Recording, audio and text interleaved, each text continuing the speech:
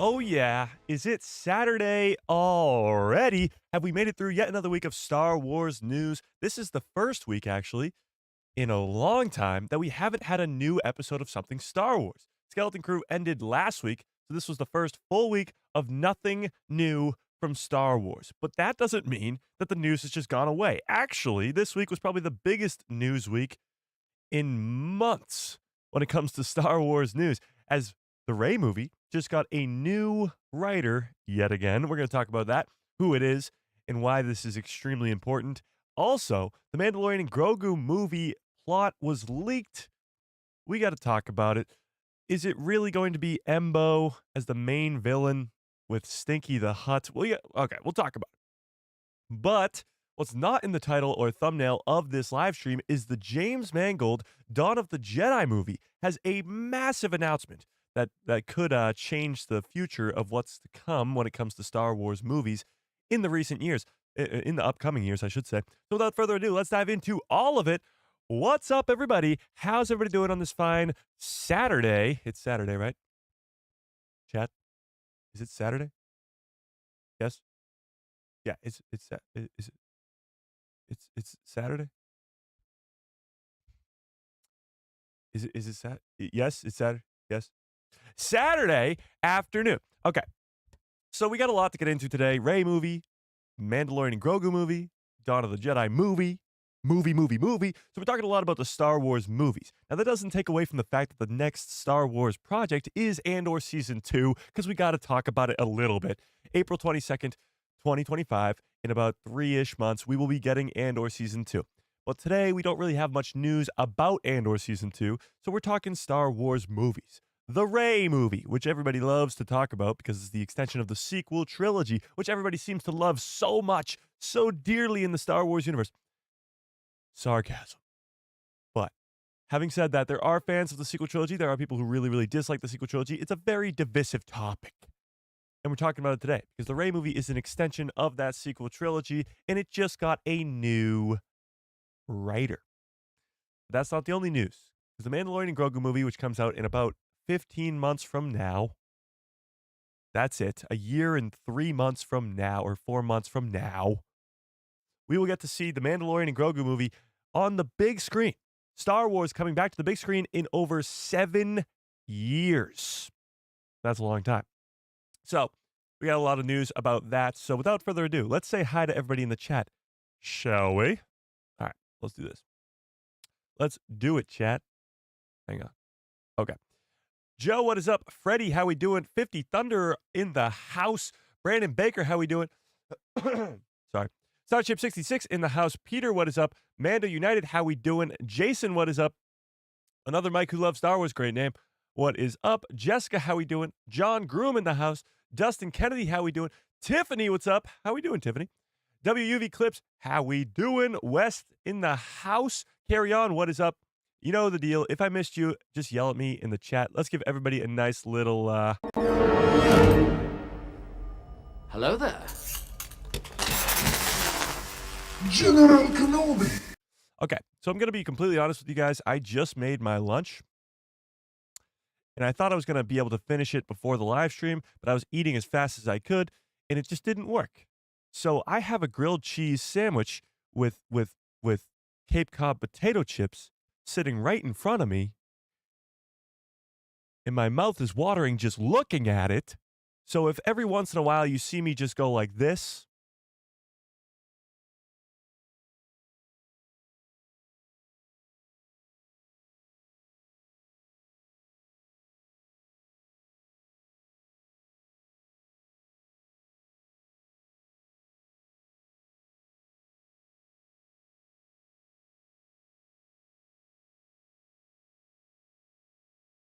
that's when it's your guys' time to talk, because I'll be chewing, and you really don't want to hear that. So when I start chewing, you can start talking. But having said that, I mean, check out this. Do I not make a fantastic grilled cheese? Look at that thing. It's perfection. God. Okay. So with that being said, let's start with the Rey movie news. I think this is the most important or biggest news of the day. A new writer. So if you've been living under a rock for the last probably 2 years, then you don't know that the Rey movie has gone through quite a bit of changes since it's been announced. It was announced, I believe, at Star Wars Celebration in 2023. So we're coming up on 2 years now since this movie has been announced, since they brought Daisy Ridley back onto stage and announced this big movie. But it's gone through now. This is going to be writer number 4, 3, 4. I'm actually not too sure. But let's read this article about who this guy is, where he comes from, where did he go, and where does he come from, Caught in Joe. All right, let's do this. Let's do it, chat. All right. So, Daisy Ridley's Star Wars movie enlists writer George. Okay, here we go, chat. Nolfi? Is it Nolfi? Nolfi? Nulfi? Nulfololai? I don't know, chat. Somebody help me out. But George, he's the scribe behind Ocean's 12 and will be taking on the latest new Jedi Order movie. Now, I want to put up a poll in the chat, actually, before we even read this article, because I want to know where you guys are at with this Rey movie.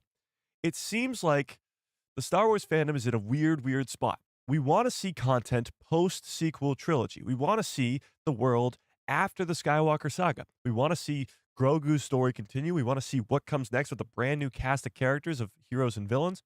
We want to see that. And that's what the Rey movie is. And yet, because it's the Rey movie, fans are almost turned away from it because it has that connection to the sequel trilogy and it's an extension of those characters. But having said that, I want to know where you guys are at. Are you excited for the Rey movie? Let's just see, yes or no, where are we at? Are we excited? Here's the deal. It's not going to come out for quite some time. We talked about it last stream, but Sean Levy's movie, which could star Ryan Gosling in some sort of role, is going to be the next Star Wars movie, or is rumored to be the next Star Wars movie that will go into production next year. Or this year, at the end of this year. So the Mandalorian and Grogu movie is obviously the first movie back, May 22nd, 2026. But then it will be Sean Levy's movie, not the Rey movie. And we're going to talk about some Dawn of the Jedi news today. Dawn of the Jedi might be after that. So the Rey movie might not be for 4 years. It might not be a long time until we actually see this Rey movie. And at that point, it might actually be more realistic. Because it's supposed to be 15 years after the events of The Rise of Skywalker. It would have only been 6, 7. Now you're talking about it possibly being 10. So pretty close to it. So we would have had 10 years off from the sequel trilogy to sort of just think about it, digest it, and come back to it. So let's talk about it. I'll leave that poll up there for a little bit. Let's read this article. And let's talk about this boy, George, because I'm going to be completely honest with you guys. I knew who Stephen Knight was before. Stephen Knight was the guy who got dropped last. He was the writer of Peaky Blinders. Peaky Blinders is one of my favorite shows of all time. He was a great writer. This guy, I had no idea who it was, but he does have a history with writing, obviously. All right, let's read this.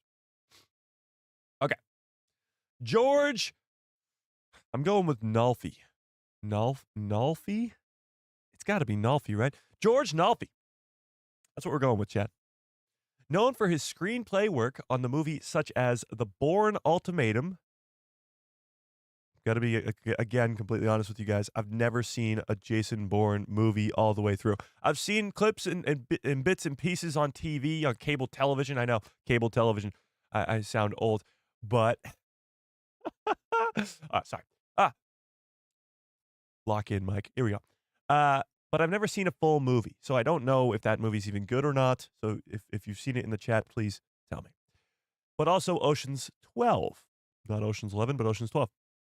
And he has been tapped to write the new Jedi Order movie. Now, New Jedi Order is the time period that it takes place in on the Star Wars timeline. It's sort of the working title of the film, but it's not really the title of the film. And that is the next Daisy Ridley-centered Star Wars movie. The hiring signals continued faith in the project, which was announced to great fanfare almost 2 years ago at Star Wars Celebration in London. But has seen several high-profile writers fall into the trash compactor. So let's talk about it. First was Damon Lindelof. Damon Lindelof and I'm forgetting the other guy's name, but Damon Lindelof, a big-time writer of Lost, writer of the DC hero thing there, the Watchmen. Got it. The Watchmen. He was a big-time writer in Hollywood. He left the project. Actually, he was sort of asked to leave. But yeah. Then we get Stephen Knight. And Stephen Knight is this big-time writer. Like I just mentioned before, Peaky Blinders, one of my favorite shows of all time. He's incredible. Now he's gone. For one reason or another. Was it because he's doing the Peaky Blinders movie? Maybe. I don't know. Was it maybe because they didn't like his draft of the movie? I don't know. But now they've signed on George, our boy George. Documentary filmmaker Sharmina Bed-Chinoy is due to make her narrative feature debut with this project. And this is sort of what people are concerned about. The Star Wars fandom is concerned about, and I'm concerned about it as well. I have nothing against Sharmina Bed-Chinoy. Maybe she'll do great. But her experience with directing any movie, never mind Star Wars, but any movie is what concerns me. Because she's only really done short films and a couple episodes of Miss Marvel. And to direct a movie, not just Star Wars, but any movie, is obviously a difficult task. But then you put into effect Star Wars.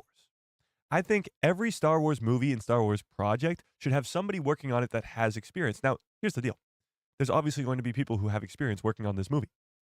Dave Filoni is the CCO of the company. He will obviously have a say in what's going down in this movie. Having said that, I still think, to this day, that Charmine should just go direct an episode of a Disney Plus show. That is Star Wars. Obviously, she did Miss Marvel. That is Star Wars. Have her direct an episode of Ahsoka Season 2. Why not? It'll be perfect.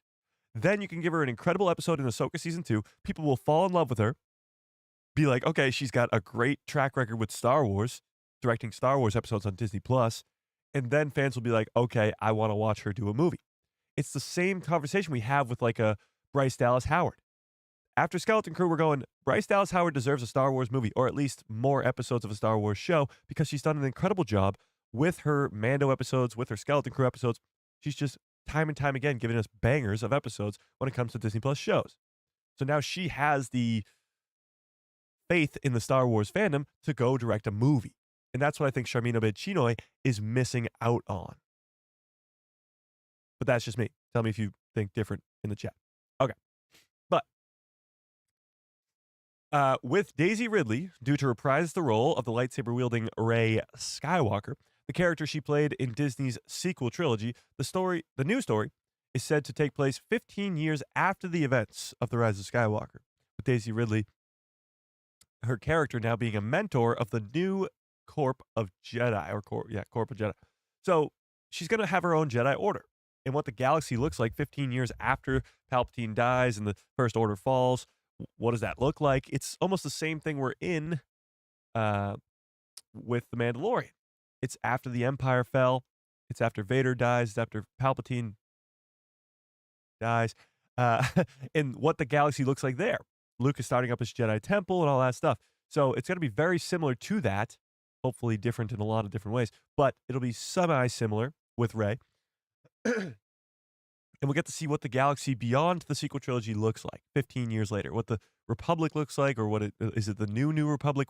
What's the government look like in the galaxy? What's the Outer Rim look like? What's the Jedi Temple look like? All that stuff. But the last time we talked about this Rey movie, the news was that Rey is not really going to be the main character. We're talking about it as the Rey movie because that's all we know about the movie, is that it's about Rey. But the last we talked about this was that she's taking a different role. She's going to be the Obi-Wan Kenobi in A New Hope, where Obi-Wan is just sort of a mentor to Luke for a little bit, then he dies off, maybe Rey dies off, I don't know. But she's going to take that sort of backseat as a side character, or a main character, but a more of a side character. And there's going to be a new cast of main characters. And I think that will allow a lot of fans to disconnect this story from the sequel trilogy if they don't like the sequel trilogy, which is perfectly fine.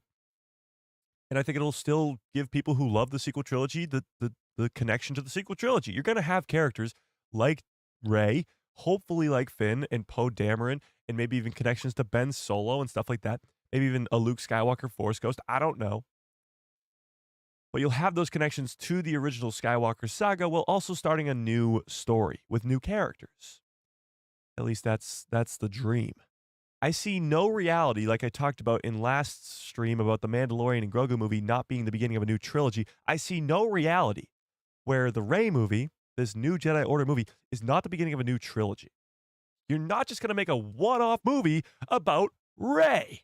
It's just not what they want to do. And I don't think it's going to be an episode 10, 11, 12 either. I think it's going to be the beginning of a new story post Skywalker saga. They're going to put everything that happened with Anakin and Luke and Rey and all those characters in the past and start off a new story with new villains in particular. Because the Skywalker saga, as much as it is called the Skywalker saga, it's also the Palpatine saga because he's the bad guy in every trilogy. So I think what the Rey movie is going to accomplish is start off a new trilogy in a new time period in the Star Wars galaxy that isn't the Skywalker saga, and for the first time in forever, not have Palpatine as the main villain. Shocker. Unless, of course, somehow Palpatine returns again. But a man can dream, I guess. So with that being said, I do think the Rey movie is going to be the beginning of a new trilogy, but Rey is not going to be the main character. Her time is done. She's passing the torch, like Obi-Wan does in the in the original trilogy, and Luke Skywalker does in the sequel trilogy. Okay, well, let's get back to this. So this is where we get the backstory of what's gone down with this writer's room. Okay, Damon Lindelof of The Watchmen and Lost, and Justin Britt Gibson, that was the name I was looking for, were the initial writers on this project, working on it before Sharmina Bechinoy was even brought on. But by the time Daisy Ridley was revealed to be returning in April of 2023 at Star Wars Celebration, those two were gone, and Peaky Blinders creator Stephen Knight was clanking away, on his keyboard. By the time of October 2024, so about a year and a half later, after a year and a half of writing, he was no longer on the project. However, in that year and a half, there was a writer's strike. Absolutely. A writer's strike that delayed, I guess, his progress, stuff like that. And he went to go do his own movie, the Peaky Blinders movie, which I think actually hits theaters this summer, which is kind of cool too. So yeah. The script delays have pushed back any hope for production to start for this project, I'm guessing this year, which at this point is being eyed to follow the recently wrapped featured The Mandalorian and Grogu movie, which will be released on May 22nd, 2026. Instead, the next Star Wars movie that we'll be shooting is the untitled project from director Sean Levy. We talked about this last stream. This could be starring Ryan Gosling in Star Wars, which could be really, really cool. Let me actually zoom in on this, make the words a little bigger. There we go. That's better. Don't strain your eyes, chat. But honestly, I don't even know anything about the Sean Levy movie except for that it's Sean Levy and possibly Ryan Gosling. And that has me more excited than the Rey movie. Not because I don't like the character of Rey, more so because I love Sean Levy and what he's done. And Ryan Gosling, obviously. And the fact that it's not going to be connected to the Skywalker saga, and we don't really know when it's going to take place in the timeline. And I'm going to eat a chip now.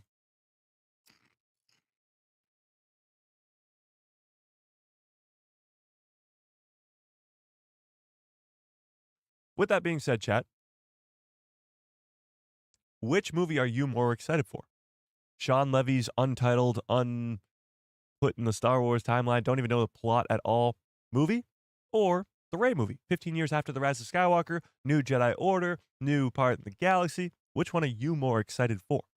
Sean Levy or Rey? What do we think, chat? New Star Wars villains? Well, there has to be. Palpatine's gone, and he's hopefully gone for good this time. But who will be the new villain? Could it be Abeloth? Is that what they're setting up in Ahsoka? Maybe. Could it be the Gris? Could it be the Vong? Could it be a new Sith Lord? Maybe a Darth Krayt or something like that? I don't know. Neither? Oh my God. Rey was barely a character in the sequel trilogy. It'll be a huge task to make her a mentor character. I mean, she was the main character of the of the sequel trilogy. Yeah.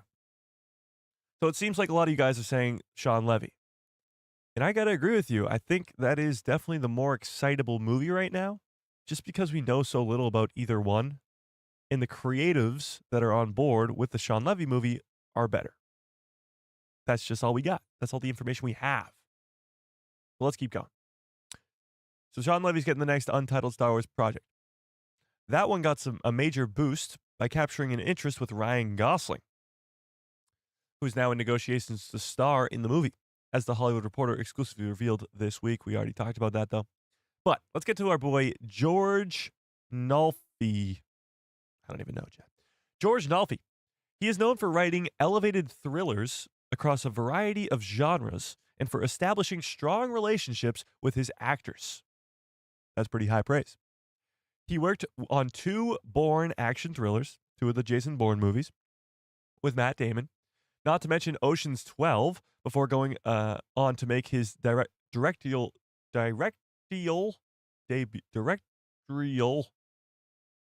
English mic debut with The Adjustment Bureau. I don't even know what that is. Well, it'll tell me. A 2011 sci-fi thriller that starred the actor as well as Who is the actor? As well as Emily Blunt? What? He directed and co-wrote 2020's The Banker, also don't know what that is, a period race drama that stars Anthony Mackie and Samuel L. Jackson, big names, and then reunited with Mackie for 2024's Elevation, an indie post-apocalyptic thriller. Why have I never heard of any of these 3 movies? Chat, have you guys ever seen any of these movies? Chat? Chat? I don't know. Having said that, the little we know of this guy, his track record's pretty damn good. He's got big blockbuster movies from Jason Bourne all the way to small little indie films with Anthony Mackie and Samuel L. Jackson and Emily Blunt and the actor. Like, he's worked with the actor. Are you kidding me? Do you know how little people have worked with the actor before? It's impressive. So this guy's got a pretty good track history. Does it have me more excited than Stephen Knight? No. But that's maybe my personal bias towards the Peaky Blinders show. But it's definitely a good pull. It's definitely good pull. So with that being said, do we think that this is a good choice? Is this a good pick for a director? What do we think, Chad? What do we think? Does this give you, writer, not director, writer. Does this give you more hope for the Rey movie? The fact is, the actor that he's referring to is Matt Damon. Okay. Okay. The fact is, you could look at this one of 2 ways. Completely 2 different ways, actually. And that is, 1, this movie is in shambles. This movie keeps getting new writers, and it's a disaster behind the scenes, and we're never going to get this movie because it's so crazy and all that stuff. Or you can look at it this way. This movie was supposed to be the first comeback to the Star Wars, to the big screen, to the movie theaters. And now it's not even the first. It's not even the second. And it might not even be the third, which we'll get to in a little bit. But having said that, that's not bad news. That could mean that they really know that this is an important project. It's a continuation of the sequel trilogy, which is a very divided trilogy. So they know that fans are going to come in with prior opinions, and that's never a good thing. Look at the last 2 live-action projects. Skeleton Crew, zero prior opinions, zero prior knowledge of any of these characters or any of this plot or any of this anything, and everybody seemed to love it for the most part. That's a broad statement, but most people seem to love it. With The Acolyte, we came in with prior knowledge of the creators, the actors, and people really, really did not like the show before it even aired. Came in with a 13% on Rotten Tomatoes before it even aired, so it was never even given a chance. And I think that might be the same problem that they're going to have with the Rey movie. People aren't even going to give it a chance. So they're going to have to blow us away. And I think this losing writers and losing writers and losing writers is not them failing with this project, but them really trying to succeed to get it right. And I hope that's what's really going on. I like to be the more optimistic guy in the room. I really hope that's what's going on here because they're playing it safe. They're playing it smart.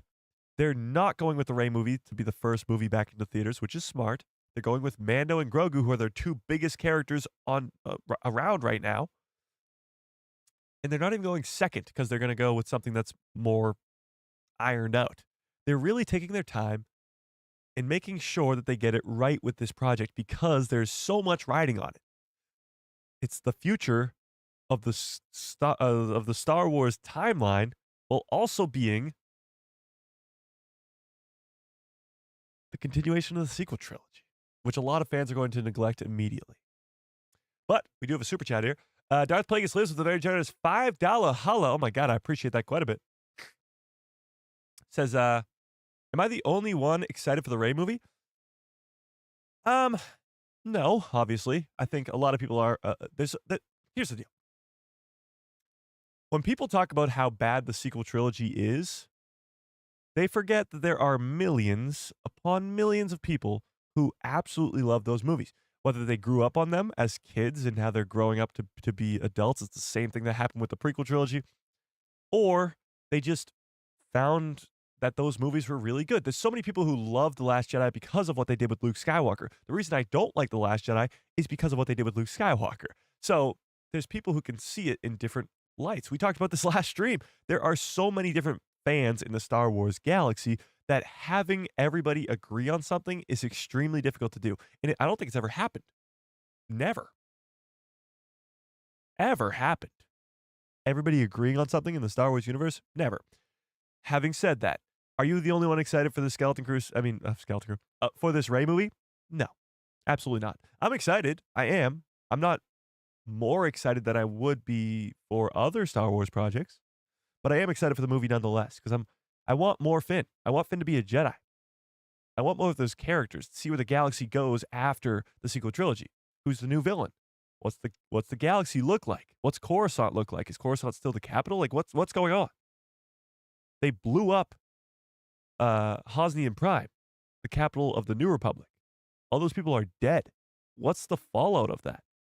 That's what I want to see. That's what excites me. So no, you are not the only one excited because I'm still excited.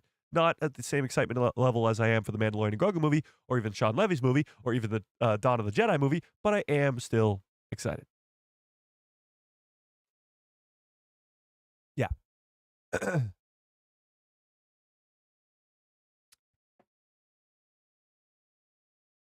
Okay.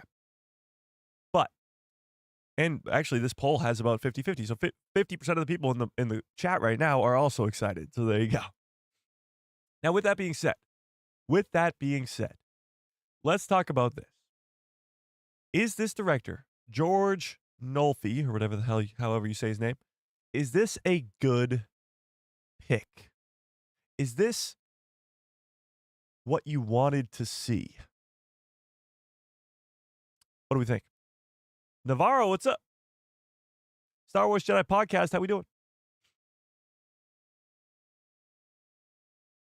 Because the Vong aliens are coming? Well, yeah, I don't really know where they're going with the bad guys. We really have zero information about this Rey movie, but are they going to go to the next Sith? Because Palpatine's supposed to be all the Sith. He's supposed to be this big, crazy villain.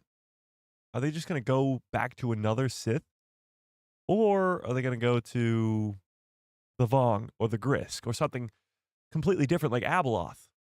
I hope they do, but we'll see. We shall see. Darth Conan, what's up?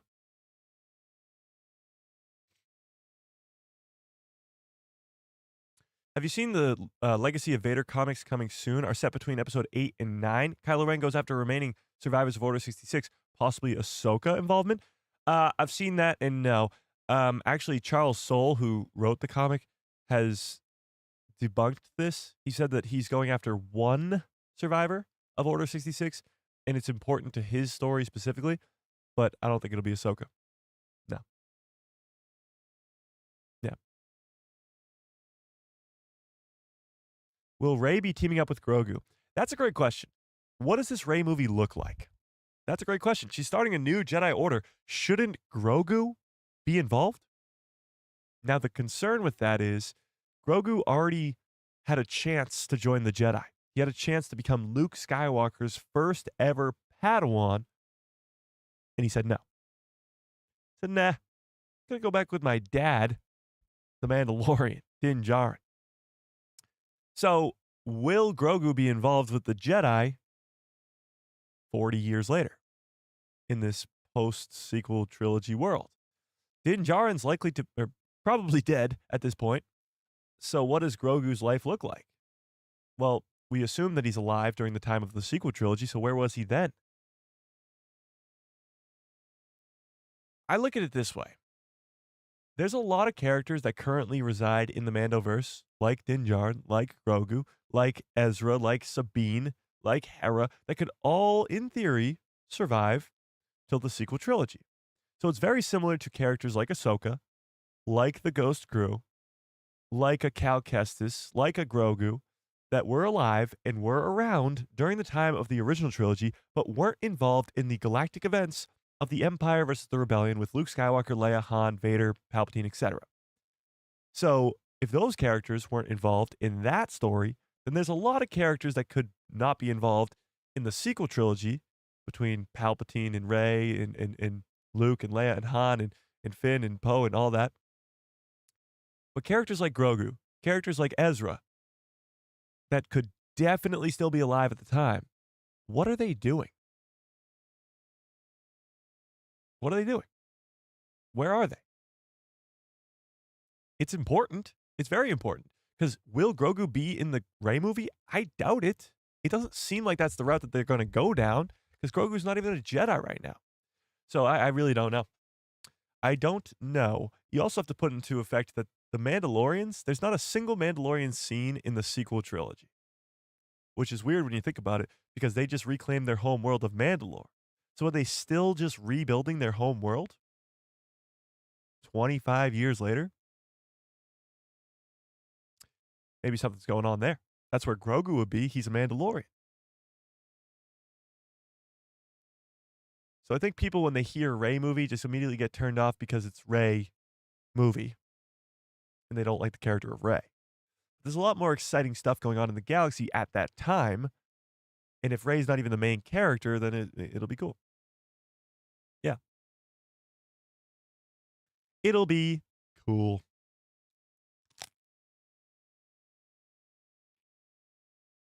It's cold now, like.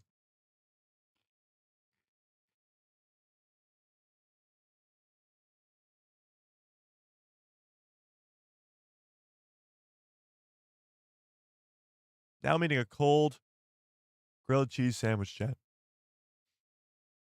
I think they're going to attract the audience by inserting a beloved character in there. Oh, in the Rey movie, you're saying? I could see that. Yeah. Like bring back Luke as a Force ghost, or give us Grogu in the movie. Yeah, for sure. Here's the deal. Lucasfilm is not dumb, obviously. So they know that the sequel trilogy was a very divided topic. So they're going to try to make this movie as good as possible. To not only bring in fans to make money, but also because they want to help that sequel trilogy look better. And creating content around that sequel trilogy to make it look better is very easy to do. Or I guess not very easy to do, but it's something you can do. And even in a post-sequel world, making Rey's character better, it's not going to hurt. Giving Finn the opportunity to be a Jedi finally, it's not going to hurt. Because now when you see, if this is the case, if you get to see the Rey movie and Finn is a Jedi in it, then when you go back and watch The Force Awakens, you go, okay, he becomes a Jedi. You see the Stormtrooper turned Jedi. the arc we've all been waiting for finally happens. But right now, as it stands, he's just the stormtrooper turned rebel, not Jedi. So I think like that alone is just one example of it, but you can help almost fix characters or continue characters' arcs and make them better from the sequel trilogy. Absolutely. Fearless, what's up? Yeah. I'd rather watch 45 minutes of Grogu farting than see a Rey movie at this point. Well, that's something. Oh my God. I got a bad feeling about this. Yeah, that, okay. Okay, and with that, here's the deal. There's almost over 70 votes right now on this poll, and it's about 50-50. So that's kind of where I thought it would be at. I think people underestimate the amount of people who liked the sequel trilogy, and I still think that movie will be just fine. And they're delaying it over and over again so that they can get it right. Yeah. Yeah.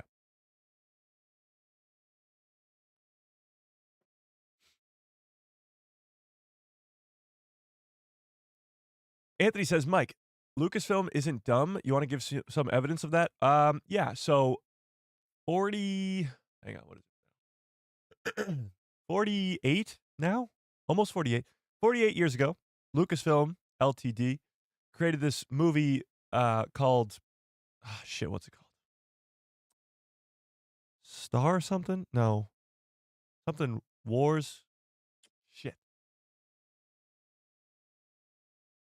Oh, Star Wars, yeah. A New Hope. And then they, 3 years later, made The Empire Strikes Back. And then 3 years after that, Return of the Jedi. Those were pretty good. And then about 16 years later, they made something called the prequel trilogy. That was pretty good too. And then about maybe 10 years after that, they made the sequel trilogy, which was kind of divided. But at the same time, they were making this show called Star Wars Rebels, which is like one of the greatest things I've ever seen in my life. And in between those movies, they made Rogue One, which is, I mean, a masterpiece. Watched it last night. Solo, pretty solid too. The Mandalorian, one of the greatest shows of all time. Ahsoka, oh, what a great one. Yeah. So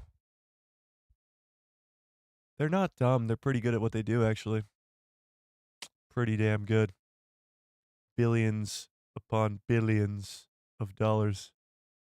Good. I hope that answered your question. Where was I?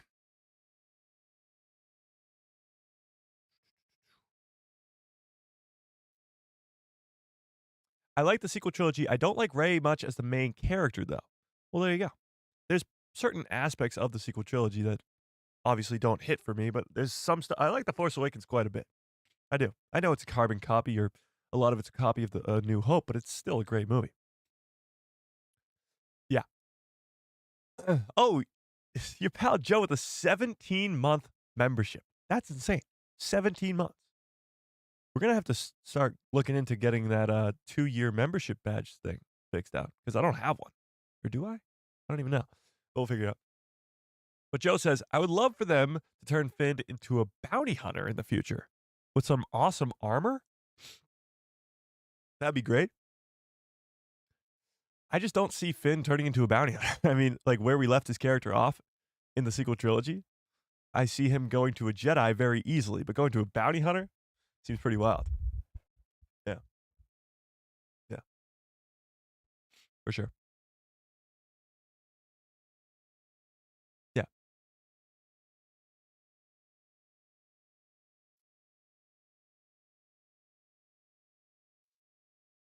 Anthony says, Mike, I'm speaking to the folks who gave us the sequel trilogy in Solo and decided to tinker with Dave Filoni and Jon Favreau's material while firing actors/creatives who protests their plans. So you're speaking of extreme circumstances. So I said Lucasfilm is not dumb, and you said, please give me evidence of that, and I did. You're welcome. And Solo was good. Yeah, true.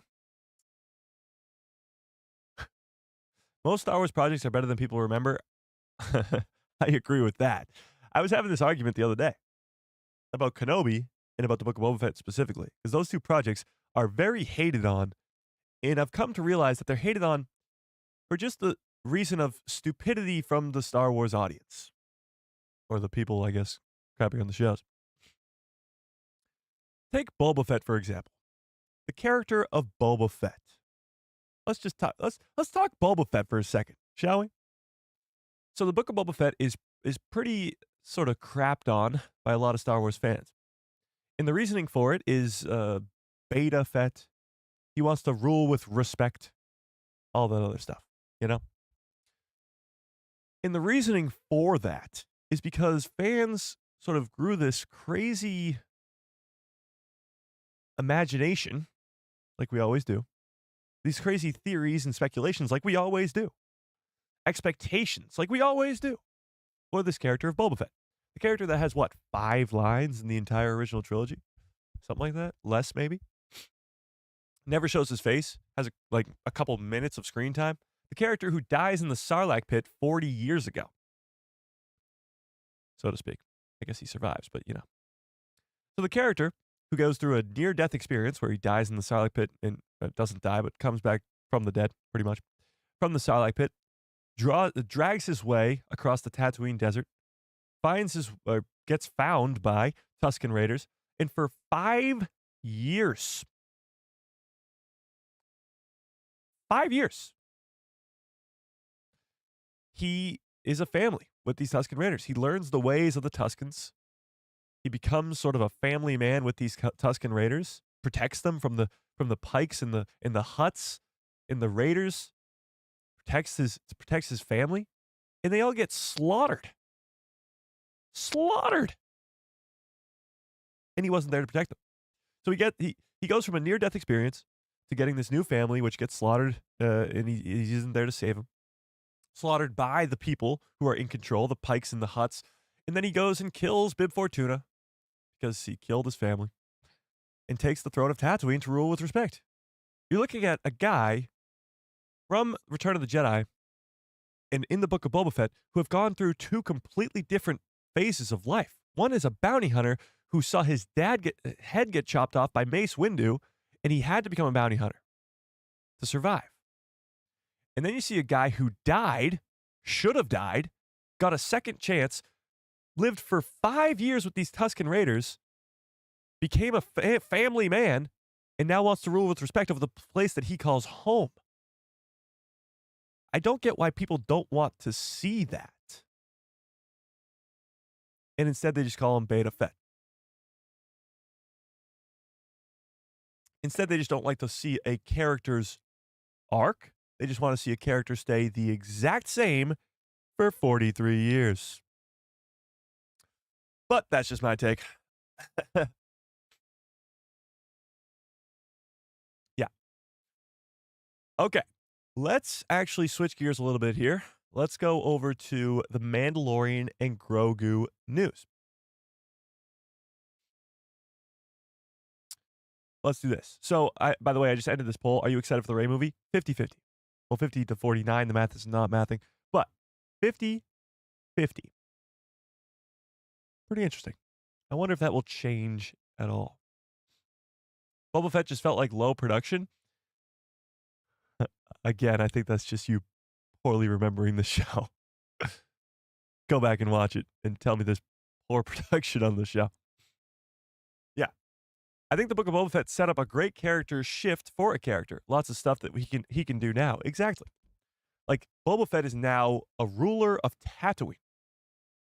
Also a friend of Din Djarin. We're about to talk about the Mandalorian and Grogu movie. I think that Boba Fett will be in the movie. Probably like an 80% there. I think he will be. Yeah. For sure. Indeed. John Group says, Boba has an extensive Legends catalog, and that's what people were basing their opinions on. I think, sorry.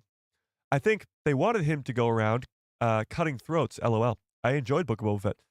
Yeah, that's probably a part of it too. People had these Legends books and Legends material that they sort of fell in love with this different version of Boba Fett from Legends. But that's the same thing with any Legends character, I guess. Yeah. Stinky the Hutt coming for Boba Fett to take back the throne. Maybe. Let's talk about it. So let's talk about the Mandalorian and Grogu movie, how it can tie into Boba Fett, and what this plot leak actually looks like. So I got, yeah, here we go.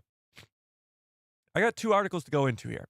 One coming from about 12 days ago, and one coming from 2 days ago, which we talked about on Thursday's stream, but we got to talk about it again. So, Embo, the bounty hunter from the Clone Wars, the side character of side characters, now becomes the main villain of the Mandalorian and Grogu movie. Let's talk about it. So I'm going to do the same thing that we did for the Rey movie, and I'm going to put up a poll that says, are you excited for the Mandalorian and Grogu? Yes or no? So I just want to see where we're at with this, because obviously the contrast between this and I don't even want to eat this anymore. It's cold, chat. God. Proceeds to eat it anyway. I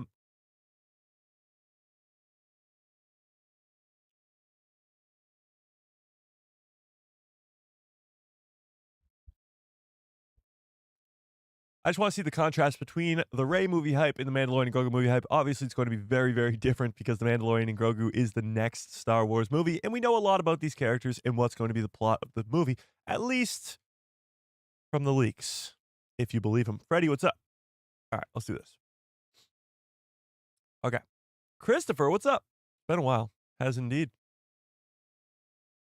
The leaks are there to throw us off, bring on Thrawn. Okay, we'll get to that too, if this is all just to throw us off. But let's read this article first. Let's read it first. Embo, right here on the right, to feature as the main villain, not just a villain, the main villain in Star Wars, The Mandalorian and Grogu movie. Eat the chips? Okay. I'll eat a chip. Don't tell me twice. Okay. Another day and another scoop. All right, let's do this. Christian Harloff, sorry, has exclusively broke today. I'm choking on a chip right now. Oh my God. Who told me to eat a chip? Sorry. Oh, you guys can't even see this, huh? That'd be helpful. All right.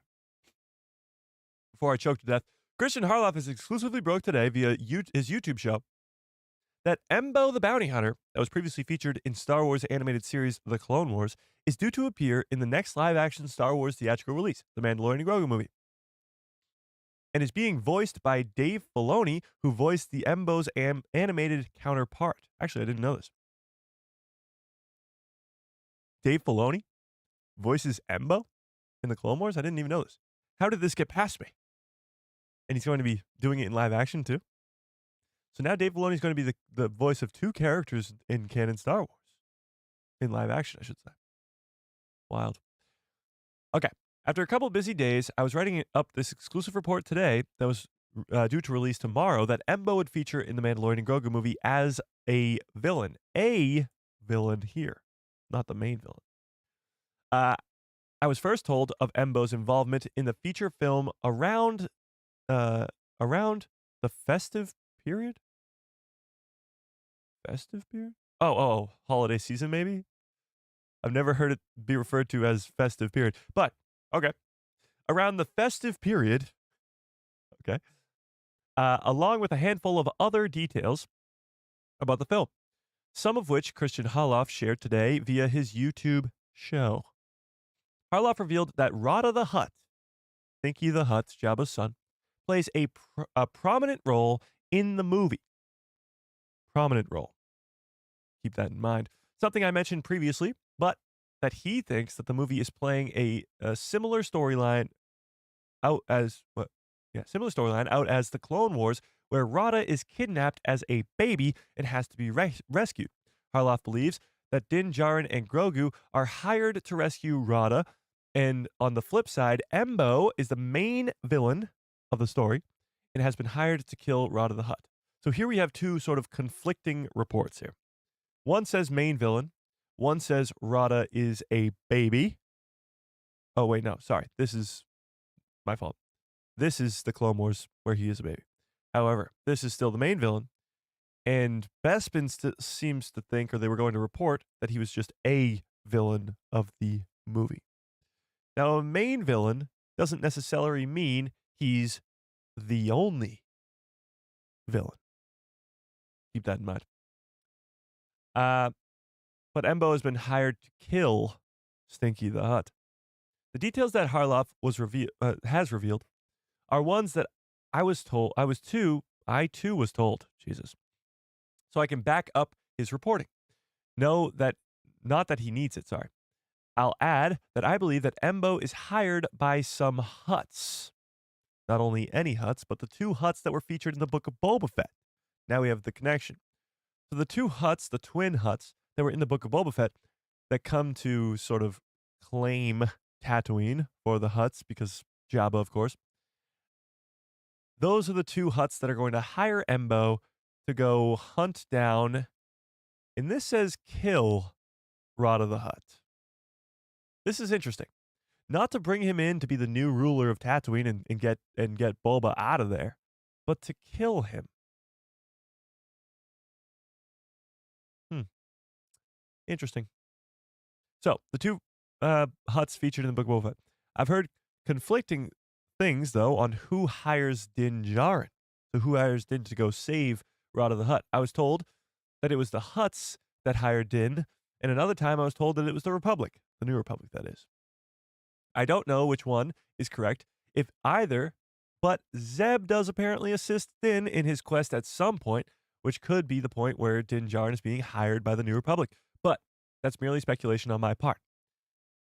We're going to talk about the trailer that was released back at D23 in August, because that teaser trailer showed AT-AT walkers, showed a planet that looks like it could be Hoth, showed snow troopers, showed a lot of Imperial remnant stuff. Yes, it showed Zeb Orrelios too, which is the connection here.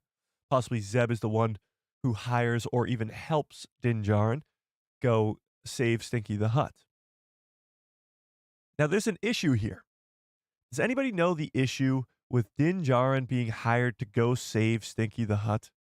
What is the problem with this story? Why does it not make any sense at all? Chat. Let's see if we're on our game today, chat. Can anybody get this?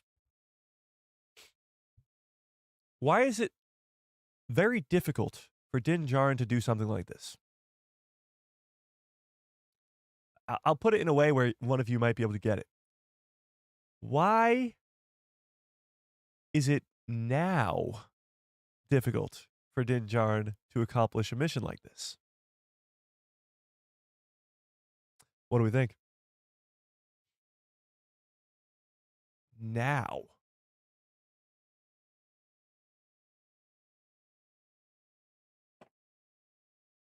Chat? Come on, chat. We're better than this. They got ice lightsabers? What? Jabba is dead? Yes, Jabba is gone. Boba hires Embo? Maybe. But probably not. Is the timeline right? What do you mean? This movie's going to take place after all of it. Yeah. Yeah.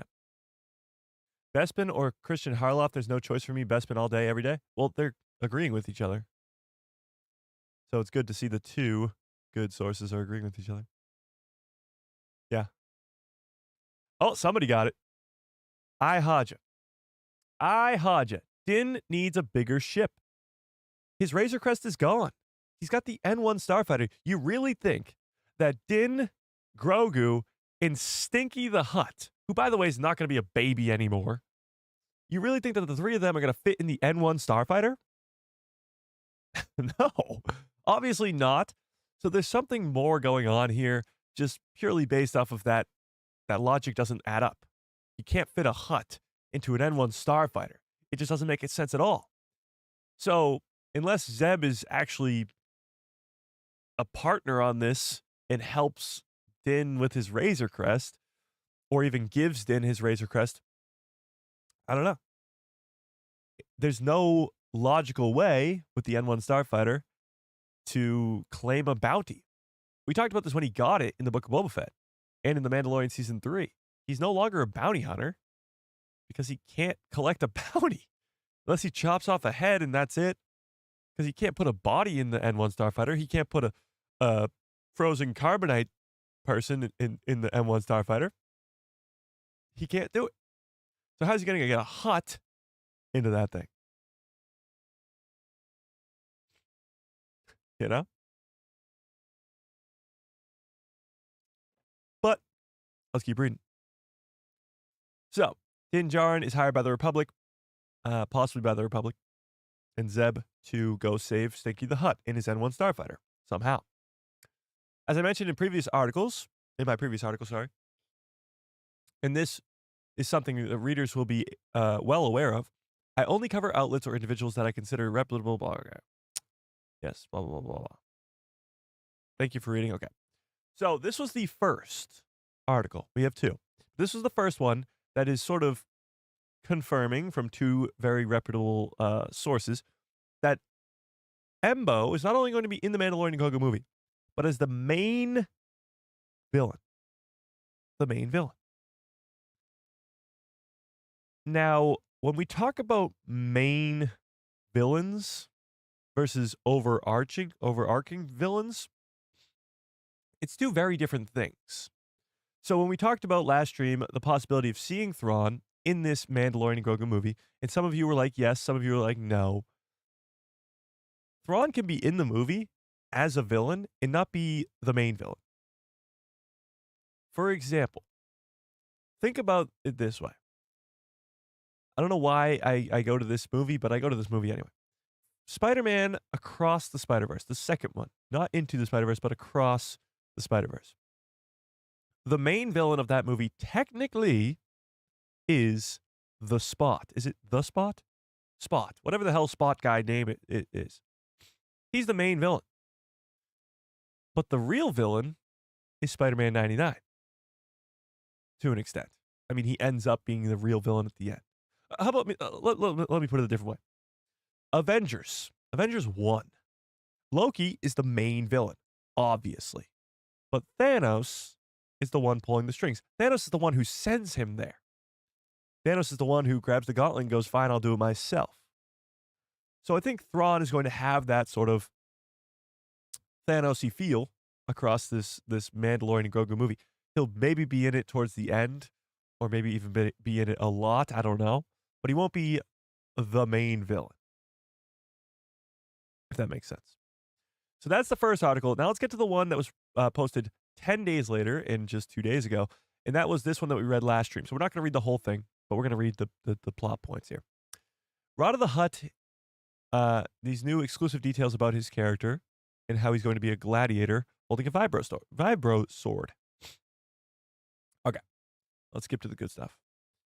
So Jeremy Allen White is voicing Rada. He's the star of the bear. All right, here we go. When the news broke of Jeremy Allen White's casting, I shared that Rada was a kind of buff in the Mandalorian and Grogu movie. Many found this tidbit a bit odd, funny, and confusing. However, there is a reason that Rada is a buff boy, and that's because of what his job is. I am told that Rada the Hutt is a gladiator in the Mandalorian and Grogu movie. Yes, a gladiator. Like Hulk and Thor in Thor Ragnarok. Given his profession, a buff body of Rada makes sense. Now, here's the deal. So some of you are like, what the hell does a buff Jabba the Hutt look like? There has been one in canon Star Wars. I can't remember what his name is.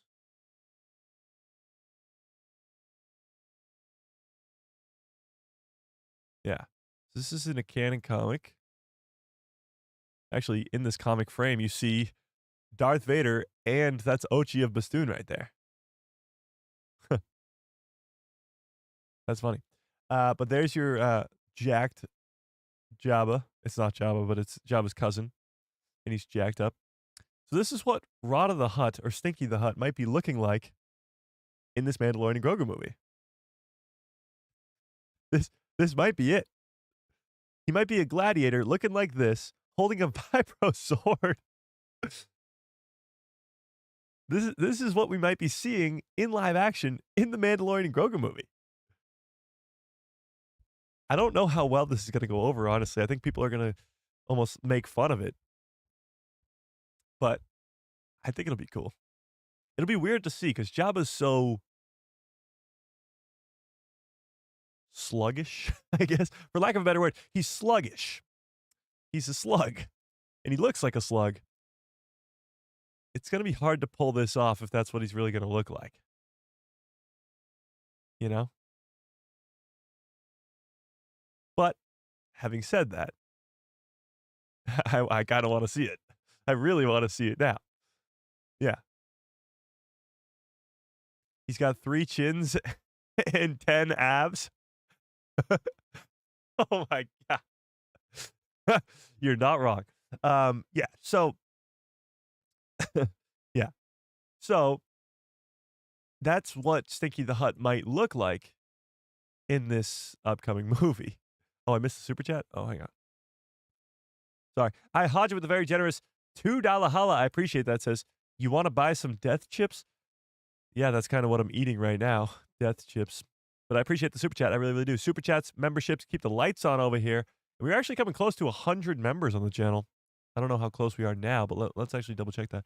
Because we have a giveaway coming this week, or next week, whatever it is, this coming week. So we got a giveaway coming this week. So if you are a member, you get instant access to said giveaway. Last couple giveaways have been enormous. We gave away a Vader helmet, a Mando helmet, a Mandalorian helmet. Like, we've been giving away these massive giveaways. But yeah, we are up to 93 members. 93 members. So we're getting very, very close to 100. That's pretty cool. So let's get there. And if you become a member, it's only 99 cents at the lowest tier, and then there's higher tiers than that. But you get the cool little thing next to your name in the chat. You get instant access to the giveaways. You get a members-only Discord. We're actually going to start doing an Andor Season 1 watch-through for members only again. And then we're going to get hyped up for Andor Season 2 in that. So, yeah. There you go. With that being said, let's get back to this article. So, Stinky is no longer the little baby that we remember him as in the Clone Wars. Now he is buff and a gladiator. Likely, like many other gladiators, Rada has a weapon, which I believe to be a vibro blade or vibro sword. Pretty cool.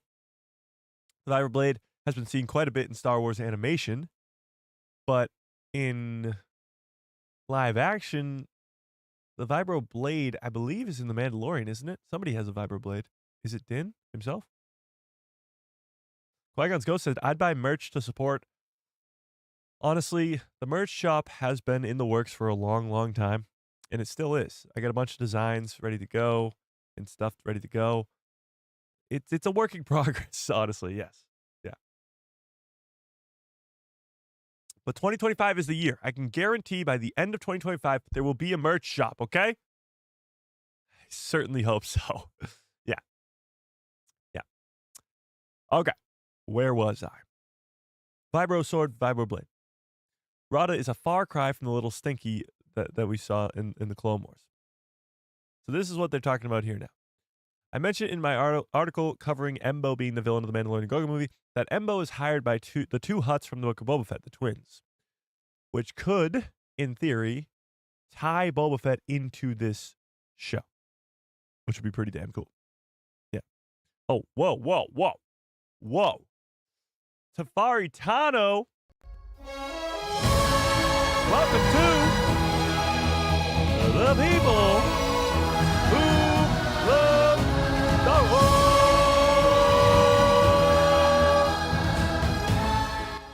Welcome to the people who love Star Wars. Tafari Tano at the Padawan level. I appreciate it. We are now 6 away from 100 members. That's pretty damn cool. A watch through of Andor. How does that work? Well, there'll be a members-only stream. So if you are a member, you have access to the members-only streams, and it'll look like a normal stream on YouTube, but it's only if you're a member you can see it. and then we'll just watch through Andor together, like we do at the normal watch parties. But it'll just be the members, and we'll just watch through Andor. You know, I think Boba is the one who hires Mando. Well, Justin, that's a possibility. Because why would the New Republic really care about the Hutts and what they're up to? You know? In this article, Bespin seems to think that Din Djarin's going to be hired by the New Republic, possibly even by Sigourney Weaver's character, Colonel Bishop, which is what we've heard her character might be named, is the one that could be hiring Din Djarin, but that's not definitely the possibility. It's just their speculation. So I think it's very likely that Boba Fett could be the one. Why would the New Republic want to have any interference with the Hutts? That's the thing. Like, why do they care if Stinky's going to die? Yeah. Wes says, I'll have to wait to see a Hutt as a gladiator to believe it. Me too. I mean, it seems very far-fetched. Even though we have seen a ripped Hutt in the past, it seems far-fetched to go from this to a gladiator. Like, that's something else. Yeah. And then it just goes on to say whatever. So that's sort of the leaks when it comes to the Mandalorian and Grogu movie. A lot about Embo being the main villain and Stinky the Hutt playing a very prominent role, which is very, very strange when you look at it from afar. You're talking about the biggest hit show you have on Disney Plus. None of that has ever featured Embo. None of that has ever featured a Hutt except for Book of Boba Fett, but that's not even a Mando show.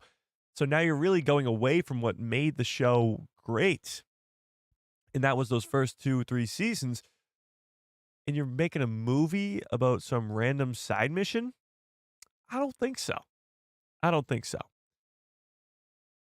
However, I want to pull up this video. This sort of has to do with, well, it obviously has to do with the Mandalorian and Grogu movie, but I've actually never seen this, and I saw it before the live stream today, that I want to show it to you guys. So let's take a look at this. It's Dave Filoni and Jon Favreau right before they showed the trailer at D23. And it's pretty dang cool. So let's take a look at this. Natalie, what's up? It's been a while, Natalie. And I Hodge with a very generous $5 holla. I appreciate that quite a bit. Says Mandalorian and Grogu film, a power grab on Tatooine. Twins enslave Rada the Hutt as a pit fighter. Mando and Grogu go to help Boba. They rescue Rada and usurp the twins' lineage claim.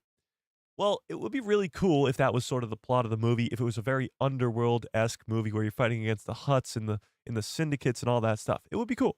Boba Fett's involved and all that stuff. But it has nothing to do with what they've been setting up for years.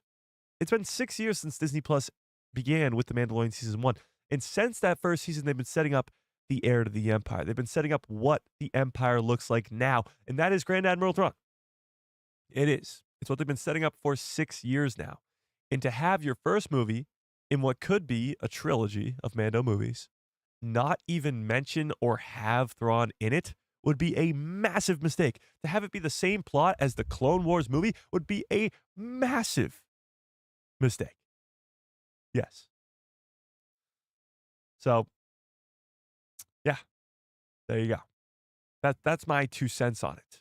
Let's watch this because this is pretty cool. This got me a little hyped up. It's Dave Filoni and Jon Favreau at D23 back in August talking about the Mandalorian and Grogu movie. And it really gives you an insight into what Dave Filoni's role is on this movie and how far he's come. We'll put it that way. Watch this. And while you watch, I'm going to eat this grilled cheese sandwich.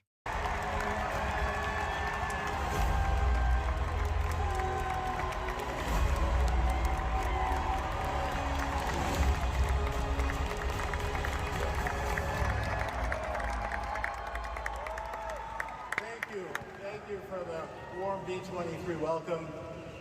It was 5 years ago when we first came to D23 and introduced you all to the idea and the characters of The Mandalorian. If you remember, it was the launch of Disney Plus, and we got to bring that story to all of you through your televisions, and now we are delighted to say that we're getting the opportunity to bring these characters to the big screen. I think we're all pretty excited to have Star Wars back on big screen. John, big screen right behind us here with our little New Republic base. And, you know, for me personally, it's been a journey of almost 20 years. I've been a part of this, going back to George, and I couldn't imagine being involved with a film like this, with characters, especially a Baby Yoda. I don't know where that came from.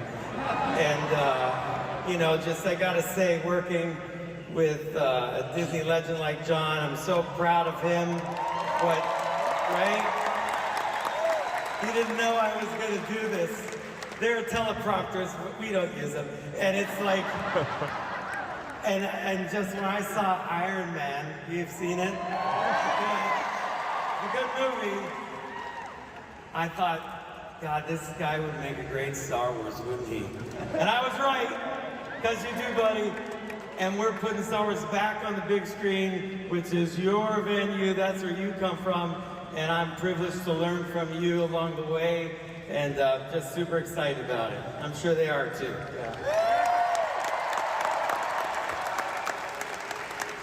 It's been I got you.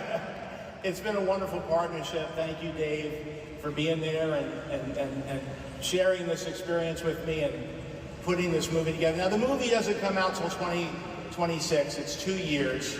So then he announces the trailer.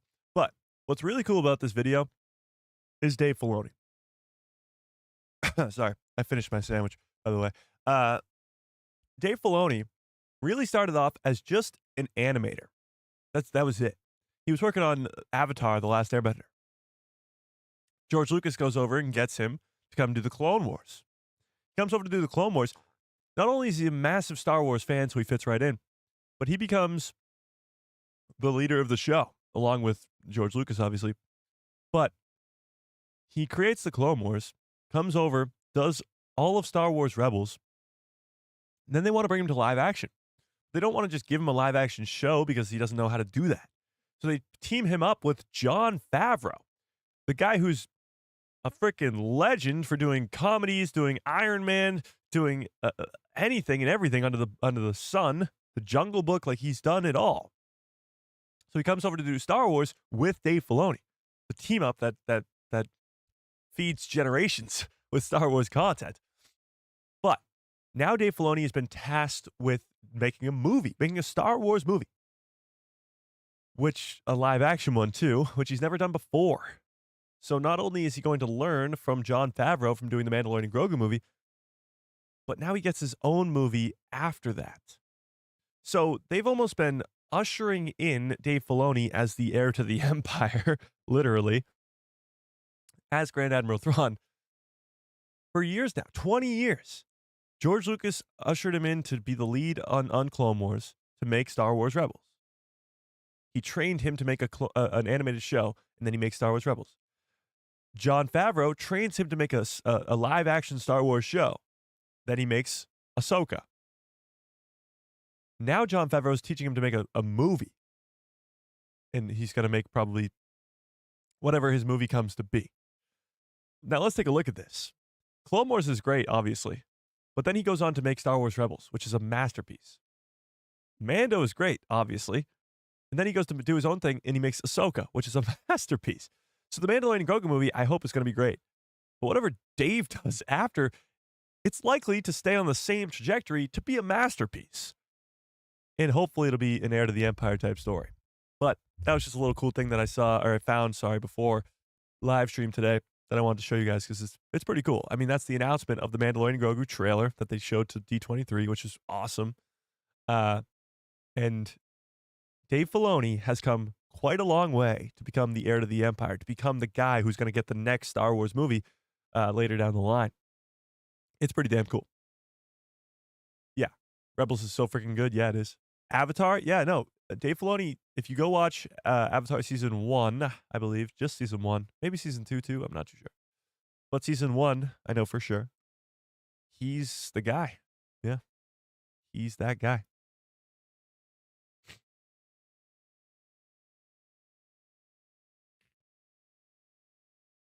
Yeah. Anthony says, worth noting, Mike, that George Lucas paired Dave Filoni with John in 2007. during the making of the Clone Wars, Dave got to see Iron Man's first cut, and John got to see the Clone Wars movie first? Really? Well, Jon Favreau worked on the Clone Wars a lot as the voice of Pre Vizsla. True story. Yeah. Indeed.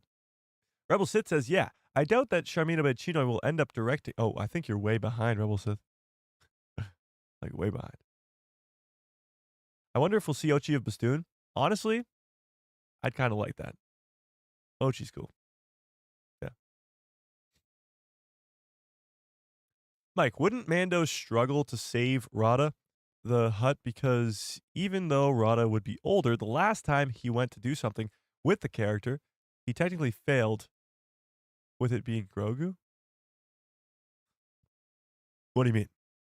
To go save a character? I'm confused. Rebels isn't better than the Clone Wars, but I get what you're saying. I respect that. I disagree with it, but I respect it. Can we get a Rebels movie or a Clone Wars movie? Well, we got a Clone Wars movie already, Justin. And, well, we know how that went. Well, Rebels already kind of gets its continuation in Ahsoka. Yeah. You know? RG says, didn't Deadline announce that actor Johnny Cohen is reprising his role as the Imperial Warlord? That bald guy who appeared in The Mandalorian Season 3 and the Shadow Council member? Yes. Yes, they did.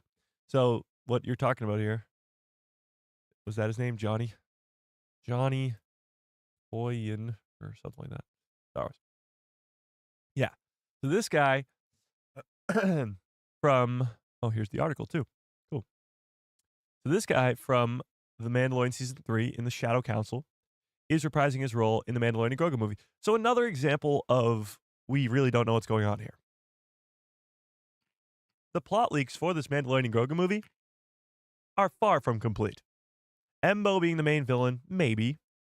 Rod of the Hutt being in it, yeah, probably. But this, the teaser trailer that we got that has AT-ATs and snow troopers and the Empire everywhere. Obviously, there's so much more going on with this movie that involves the remnant of the Empire, that involves Grand Admiral Thrawn and the Shadow Council and stormtroopers and AT-AT walkers. Like, that's all going to be in the movie. And probably going to be way more important than Embo and Stinky the Hutt. That's probably going to be a side mission, maybe at the beginning of the film.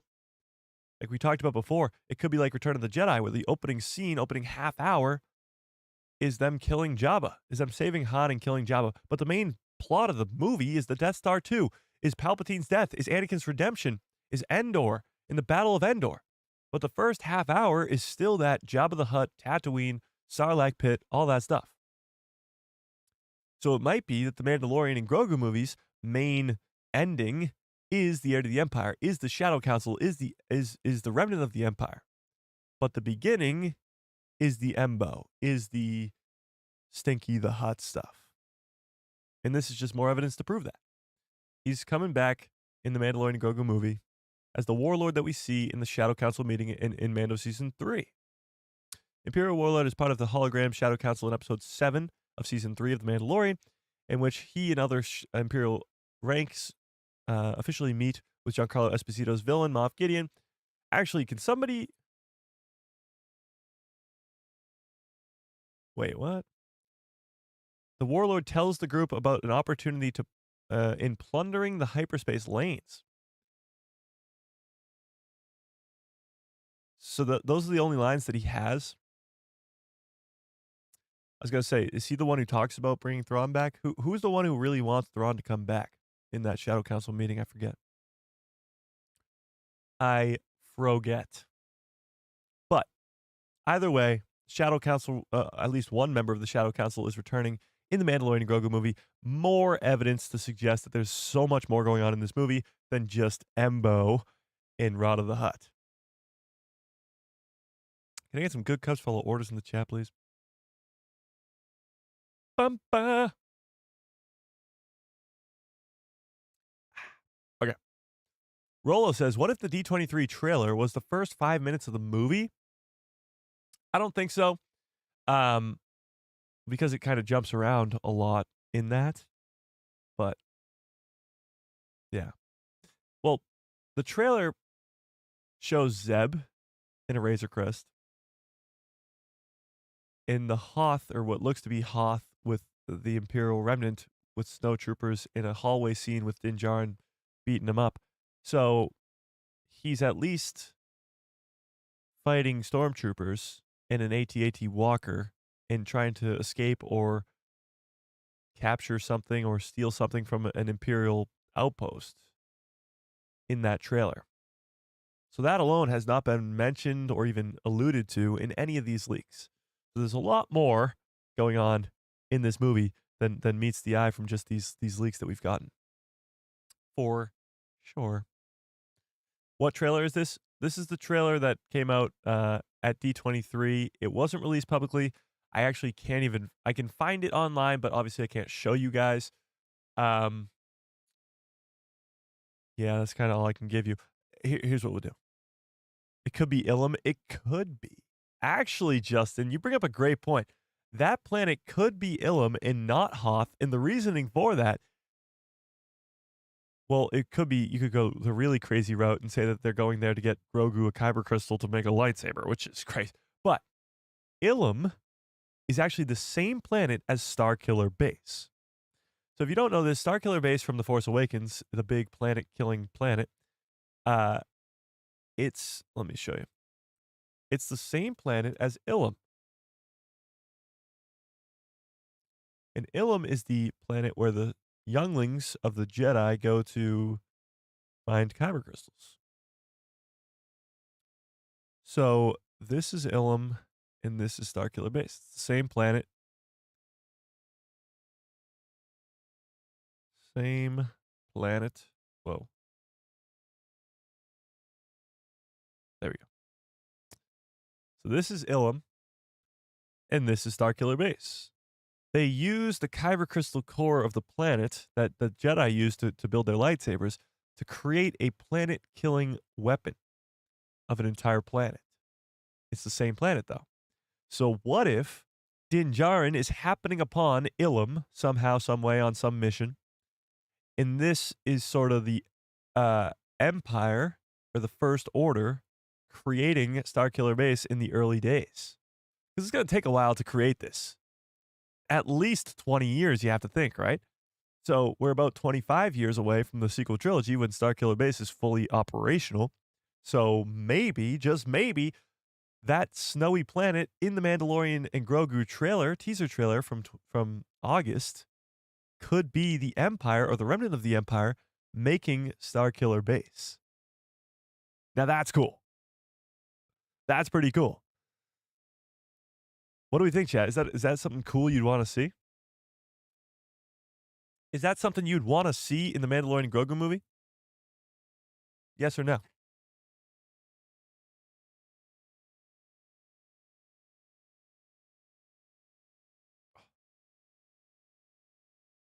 Hashtag kill Grogu. Crazy.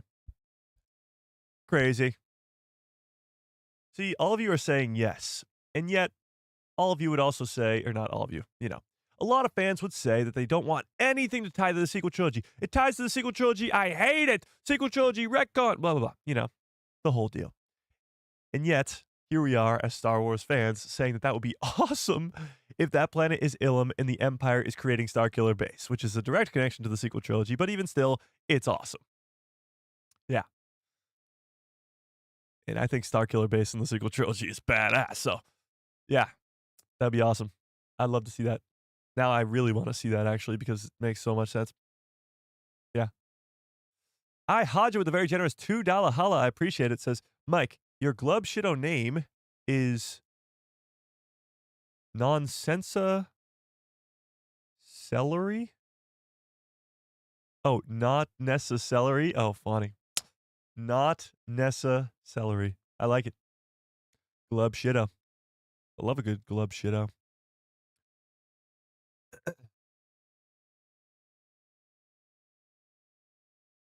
If it's Zepho, then Cal Kestis could show up. Well, Cal Kestis has been to Ilum. You go to Ilum in Jedi Survivor.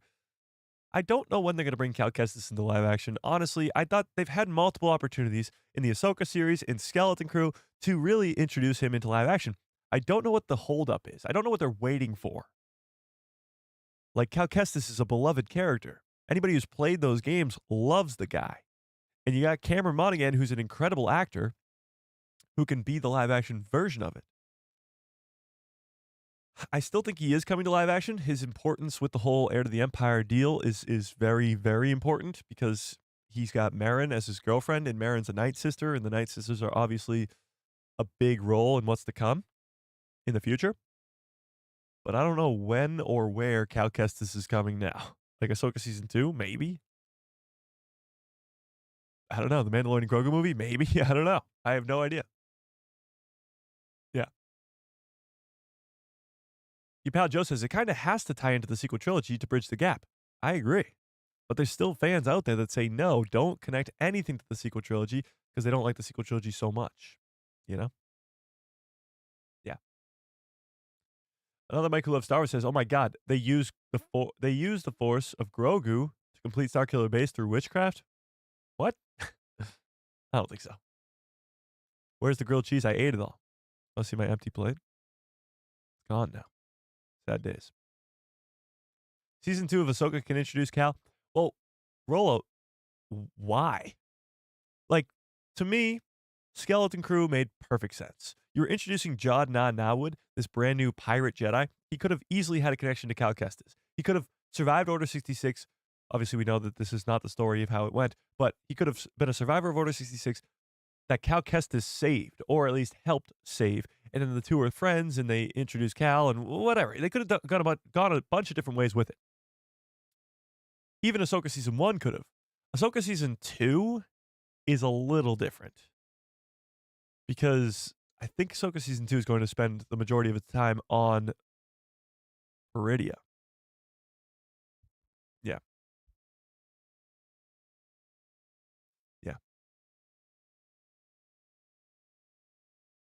True. It would be like in Andor Season 1, I'm going back to Starkiller Base, by the way. It would be like in Andor Season 1 when you find out that Cassian, when he was imprisoned by the Empire, was working on the Death Star. He was literally he was constructing his own demise, literally. He dies to the Death Star on Scarif, and he helped construct the Death Star when he was a prisoner of the Empire. So something similar could be happening here, where, well, obviously Din and Grogu aren't constructing the Starkiller Base, but it will be a connection like that. Yeah. Yeah. That's why Andor makes so much sense for Cal. Easy to make a cameo. Well, Andor Season 2 would be cool to see Cal Kestis in live action. It would. But Andor Season 1 stayed so far away from Force users, lightsabers, and anything like that. And fans actually really liked that. So I don't know if they'll go down that route. If they'll be like, let's give us Cal Kestis in Andor. They'll be going very, very the opposite way. I think Vader could show up in Andor Season 2, but even that is a stretch. So, yeah.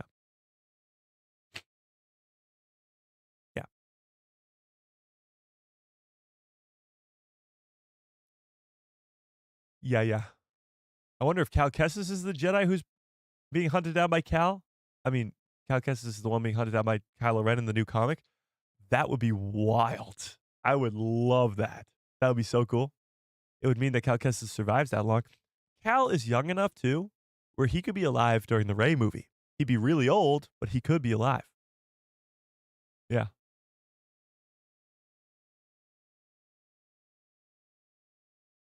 Yeah. Oh, Mando United with a very generous $10 holla. Holy crap, Mando. I appreciate that quite a bit. Says, hey, Mike, just had a original trilogy rewatch. Please do your impression of Luke whining with Uncle Owen. It's my favorite. After Chewie, of course. Well, I appreciate that, Mando. I really, really do. And I can do that for you right now. I don't even need a reference for that. Okay? I got this. Scene. Okay. Let me set the stage. 1977.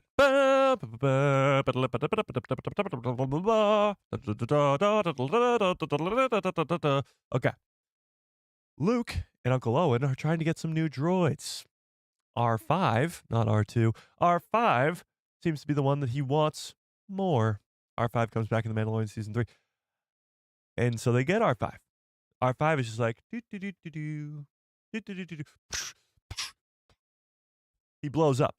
And Luke looks back at Uncle Owen and he goes, Uncle Owen, this droid has a bad motivator.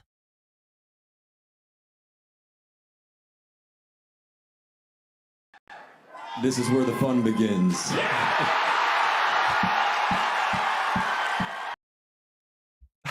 I think I set that up pretty well too.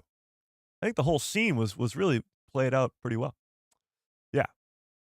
Wes says Saw Gerrera and Cal Kestis could have a sort of side plot in Andor Season 2. I love that. Don't get me wrong. I would absolutely love that. I just don't really see it happening.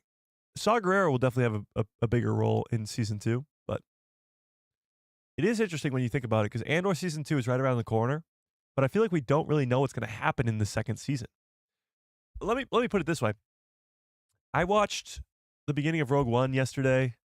In the opening scene, which they've talked about, is what's going to be led into right away from the very end of Andor Season 2. Andor Season 2's final scene is going to lead directly into Rogue One's opening scene. The opening scene with Cassian in Andor is him going down the alleyway to meet with the guy with one arm, and he gives him the information about the pilot who is talking about a planet-killing weapon. And he mentions Galen Erso. And Cassian knows who Galen Erso is. And in the movie, that seems like a very small detail. But with Andor Season 2 coming, we have to figure out how he knows who Galen Erso is. That's important. But not only that, in that opening scene, the Empire comes down the alleyway to come talk to them. And the guy who he's with has one arm. He says, we got to climb. And he says, I can't climb. I only have one arm. I won't be able to get up there. He kills him. He kills him in cold blood right there to keep the information that he has a secret from the Empire because the rebellion needs it. Now, Cassian in Season 1 is not that guy. Yes, he murders two officers almost by accident at the beginning of the show, but he's not a cold-blooded murderer like he is at the beginning of Rogue One. So he still has a lot of character development to go through from the end of Andor Season 1 to the beginning of Rogue One. That has to happen in Season 2, and I'm so excited. I mean, Andor Season 2 has so much potential for so much great story. I think Luthen will die. I think Bix will die. I think I immediately go to deaths. No, but in all seriousness, I do think those characters will die. I think Saw Gerrera will play a pretty big role. Somehow he has to find out who Galen Erso is, and that the Death Star is being created. It'd be pretty cool. I can't wait. All right. Lee with a very generous $5 holla. I appreciate it, Lee. Says, hey, Magic Mike. Let's not make that a thing. Hey, Mike. Jod Skeleton Crew wasn't really a bad guy. Just binge watched Andor and was wondering your thoughts on Andor's killings. Bigger bad guy? Plus, please do the best Tan Devo? I'm not too sure who that is. Let's look it up. Tan Devo, you say? So we Whoops. No way. I just watched this episode of the Clone Wars with Samantha. This is so funny. We literally just watched this Clone Wars episode. That's awesome. But before I even get to this, let me go back to the first part of your super chat. Is Jod really a bad guy? Because it's very similar to Cassian and his killings. Well, Cassian does it more so for the rebellion. He's trying to do it for the greater good in Rogue One. He kills a lot of people. Do I think Cassian Andor is a bad guy? No. So it's interesting. It's more so the people that he is killing. You know, he's killing the bad guys. So does that make him the bad guy? From a certain point of view. It's the same thing with Jod, though. Jod kills the bad guy.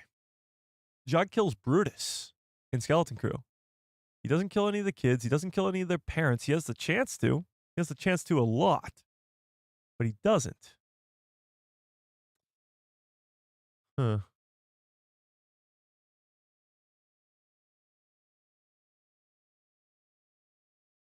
I don't think it makes him a bad guy. And I don't think Jod's really a bad guy either. Is he the bad guy of the show? Yes. But if Jod were to come back in a second season or even in something else, I'd be down with it if he wasn't a bad guy. All right, but let's do this impression. This was really funny because I just watched this Clone Wars episode the other day. It's the end of season 2. What's happened? Hang on, where is he? Ah, here he is. Do you know of anyone who, how to put this, hated Senator Farr? So, as I was watching this episode, I literally turned to Samantha, and you guys probably won't even believe me because it's so crazy. I turned to her and I said, I'm shocked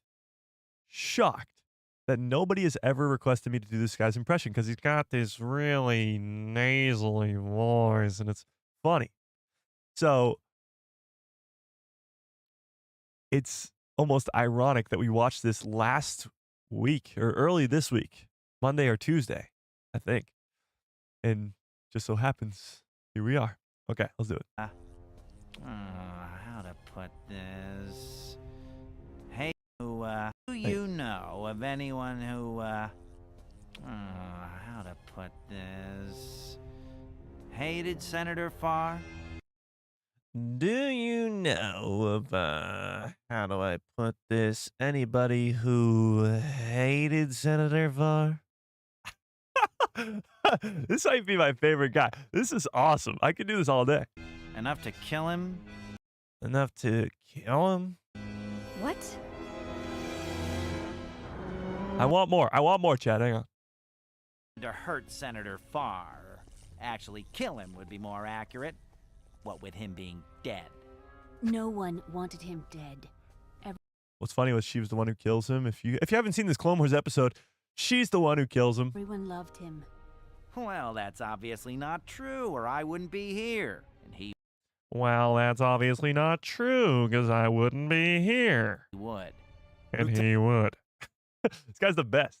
I might just do the rest of this stream with that accent on. You know, the Mandalorian and Grogu movie comes out in about 15 months. And my hype level is above anybody else's.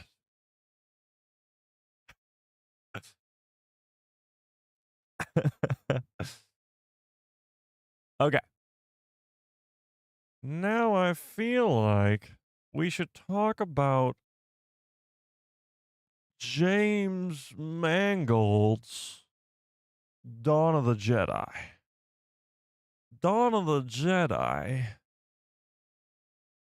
it got a pretty big piece of news. And I feel like we should talk about it.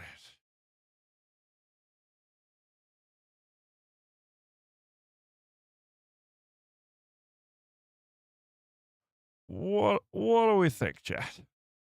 Okay, I'm done.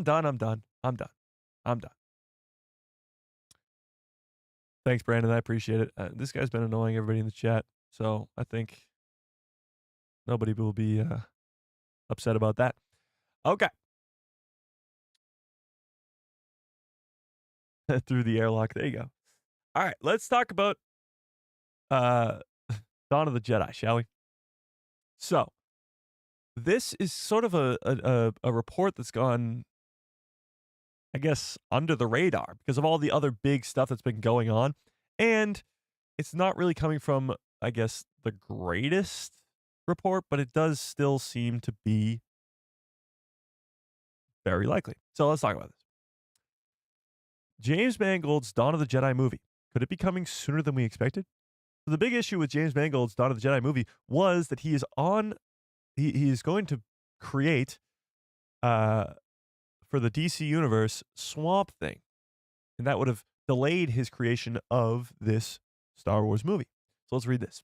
It's been almost 2 years since Star Wars Celebration was held in London, England. And at that event, Indiana Jones, Dial of Destiny, and Logan director James Mangold revealed his plans to head into this galaxy far, far away for a story about the first Jedi, the Dawn of the Jedi. Now, a lot of hype has gone around when it comes to this Dawn of the Jedi movie.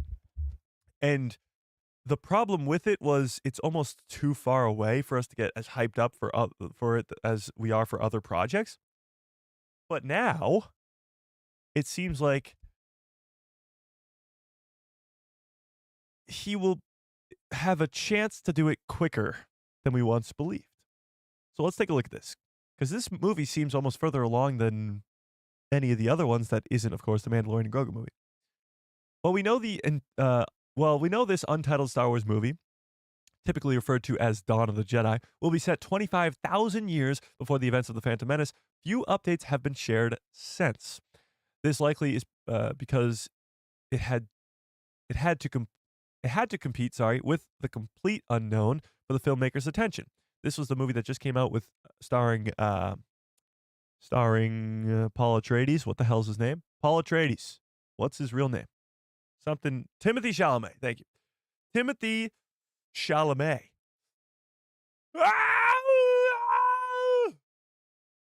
Sorry, had to stretch there for a second. Timothy Chalamet was Bob Dylan in this biopic called A Complete Unknown, and James Mangold was the director of said movie. So he had his attention obviously drawn to that. But now, today we have an update on James Mangold's Dawn of the Jedi Star Wars plans. It says that the current idea for the movie is to begin shooting in December of this year. The script being written by James Mangold and Andor's Mr. Willimon. So if you don't know who Mr. Willimon is, he's the guy who wrote the arc with the One Way Out arc with Kino Loy in the prison that we talked about earlier with Andor constructing his own demise. Mr. Willimon wrote that arc of Andor, and now he is helping James Mangold write the Dawn of the Jedi movie. So it goes without saying that this movie is in really good hands. Will Dawn of the Jedi have Smilo Ren in it? No. It's a good question, Lee, but Smilo Ren or the Stranger or Chimere, whatever you want to call him, that Acolyte show takes place 150 years before The Phantom Menace. So you're talking 100 years versus 25,000 years. So it's not even close. No. Yeah. But having said that, you got two incredible creators in James Mangold and Mr. Willimon writing this Dawn of the Jedi movie. Obviously, there's help from behind the scenes from CCO Dave Filoni as well. It will be completed. The script will be completed by the summer, and then casting will begin. So filming for the movie might start at the end of this year or even early next year. This is a big step forward for the movie and a pretty good indication that Lucasfilm has finally got its act together and plans to bring Star Wars back to the big screen where it belongs on a regular basis. It's not just going to be a one-off thing with the Mandalorian and Grogu movie. However, this means that DC Studios' Swamp Thing won't begin production until well into 2026. Maybe even 2020. A 2027 release is possible. A 2028 release date for the DCU title now seems far more likely for James Mangold's standalone, very simple, clean, gothic horror movie about the man/monster. So the issue is Mangold has two projects set for the near future, and that is the Swamp Thing for DC and this Dawn of the Jedi movie for Star Wars. And it's almost a matter of what comes first. What will be made first? And as a Star Wars fan, I certainly hope it is the Dawn of the Jedi movie, but it depends on contracting. It depends on a lot of things as well. Back to Star Wars, the Mandalorian and Grogu movie is in post-production now, and it will release in 2026, in May of 2026. And George Nolfi of Bourne Ultimatum has just been tapped to rewrite Sharmina Bed-Chinoy's Daisy Ridley-led Star Wars film, New Jedi Order movie, which we talked about earlier in this stream. In a recent interview, James Mangold said, "To me, the really important aspect are the freedom to make something new. Mr. Willimon and I Mr. Willimon and I, in relation to Star Wars, have been working on a script, and we will see what happens. Do we find a way on the page to say something original? Hopefully." He also goes on to say that the reason that he wanted to make a project that's 25,000 years before anything is because of the freedom to do what he wants. He doesn't want to be tied down by these legacy characters that, yes, we know and love, but we want to see something new. That is the challenge of a franchise like this, and something that many feel Mangold failed to achieve with his final Indiana Jones movie. However, a big part of what sets his Star Wars movie apart from the others is that the Star Wars movie will be set 25,000 years before any known Star Wars movie takes place. He explained, in this area, in an arena, in a playground that I've always wanted to explore and that I was inspired by as a teenager. I'm not that interested in being handcuffed, this is what I was talking about, by so much lore at this point that it's almost immovable and you can't please anybody. That seems to be the current state of what Star Wars is. Well, not you can't please anybody, but you can't please everybody. And that's sort of always been the case, but even still, you can't please everybody, and that's what he wanted to get away from. Doing a Dawn of the Jedi movie is very, very hard to do. You have to establish the original Jedi, the original Force users, the original first ever lightsaber, and do it correctly in a way that fans won't hate. But you won't have to be tied down to Anakin and Luke and Leia and Han and those legacy characters. Yeah. You want to write it? Okay, go for it. Mangold isn't wrong there, but if he fumbles the ball and delivers an origin story for the Jedi that doesn't sit well with fans, he might still face risk of facing their wrath. Obviously, if the movie's not good, it's going to be a disaster. And that's always the case with Star Wars. You're taking a big risk stepping into this world. But whether Star Wars is still, Star Wars, without those familiar locations and characters, is hotly debated, particularly after The Acolyte, which took place hundreds of years before The Phantom Menace, struggled to strike the chord with the viewers of Disney+. Does an original story run the risk of being too different? Well, only time will tell. Is this movie at a disadvantage because it's not with the Skywalker saga? What do we think, chat? What do we think? Obviously, it's going to be brand new characters, but the locations, some of them will be similar. Tython was in The Mandalorian Season 2, and obviously for a reason. It's almost like they've been planning this for a while. Arc 2 will likely be seen at some point. It'll be interesting. It will be pretty dang interesting. I can't wait. It will be career ending. Well, if it's bad, it will be career ending, yes. But with James Mangold in his past and Mr. Willimon and his Star Wars experience, that's what we're looking for. Like I mentioned at the very beginning of this stream, when we were talking about the Rey movie and its new writer and Sharmina Bedchinoy, the reason that fans aren't really as excited for that movie is, well, there's a lot of reasons, but one of the big ones is that neither George Nolfi and Sharmina Bedchinoy have any experience with Star Wars. And that's something huge for Star Wars fans. If you have somebody that has experience with Star Wars, then that's a big deal. So bringing in Mr. Willimon for this movie is enormous. Because not only did he work on Star Wars, he worked on one of the best arcs and one of the best shows on Disney+. He gave us the One Way Out. And that immediately strikes a chord with Star Wars fans. People who have seen that arc, people who love Andor, which is a lot of people. Those people will be excited, extremely excited, because his name is attached to this Dawn of the Jedi movie. And that's what you want to see. Yeah. Tony Gilroy has zero experience with Star Wars, and look at Andor. Well, there's obviously exceptions to the means. Well, Tony Gilroy obviously doing Rogue One, but there's obviously exceptions to it. George Lucas never worked on Star Wars because guess what? He created the damn thing. but you also have the directors of Empire and Return of the Jedi that never worked on Star Wars, and obviously that's impossible to do. So you have to have people who work on Star Wars for the first time. I'm only suggesting that you have people work, directors, I should say, for the most part. Writers, yes, yeah, why not? Why not have them write an arc of a Disney Plus series, or at least co-write? But directors, for sure. Directors, just have them direct an episode of a Disney Plus show. They have to come into set for a couple weeks, maybe at most, direct one episode, and then they've got some Star Wars experience. That's it. And they definitely have enough. They have enough Disney Plus episodes to do that. Yeah. Yeah. Another Mike who loves Star Wars says, if they give a great cast and tie into Legends stories, I think it will be a hit. But as great as it is, it won't get the viewership of anything Skywalker related.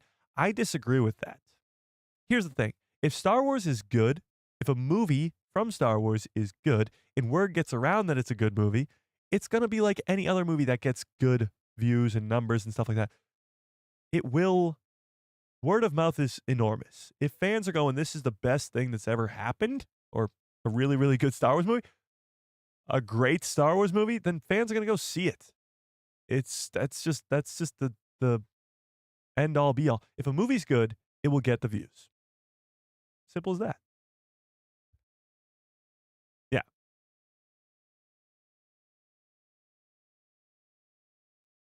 Indeed. But going back to the cast, it has to be a great cast, but when you look at Star Wars in the past, they don't really go for a great cast. Well, obviously they go for a great cast, but they don't go for a star-based cast. So I don't know if they'll go differently with this James Mangold film because it's the Dawn of the Jedi. Like, will they go get Keanu Reeves to be the first ever Force user? That'd be awesome. Or will they stay the route of the usual Star Wars movies, trilogies? Just go get nobodies as the main characters. I don't know. Honestly, for Dawn of the Jedi, I think it would be better for them to go get bigger names. Not like the biggest names in Hollywood, but maybe some bigger names just to draw some attention, like you said. But even that doesn't work. Look at Skeleton Crew. Skeleton Crew is the least viewed, for the most part, as far as we're aware, the least viewed premiere. But we don't know how the rest of the numbers panned out. It's the least viewed premiere of any Disney Plus show for Star Wars. And Jude Law is an A-list actor. He's a big-time actor. And he's in Star Wars. You know? Yeah. If people don't give up and walk away, they'll see how great it was from the beginning. Even the prequels still get complaints about... Wait, what? Even the prequels still get complaints about things that were fixed a long time ago. True. That is true. I mean, so many people just don't like the prequel trilogy because it's not the same as the originals. And what are you going to do about that? I mean, what are you going to say to somebody who saw the originals in theaters, loved the originals, wanted more of the originals, and then just got the prequel trilogy? What are you going to say to that? I mean, I don't know what you want. What do you want from me?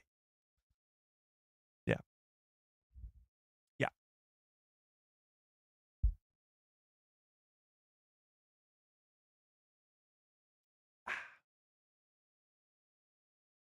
I hadn't thought about it until now. The first Jedi must be an iconic character or actor or actress. Does it really need to be, though? Does it need to be somebody iconic? Well, here's the thing.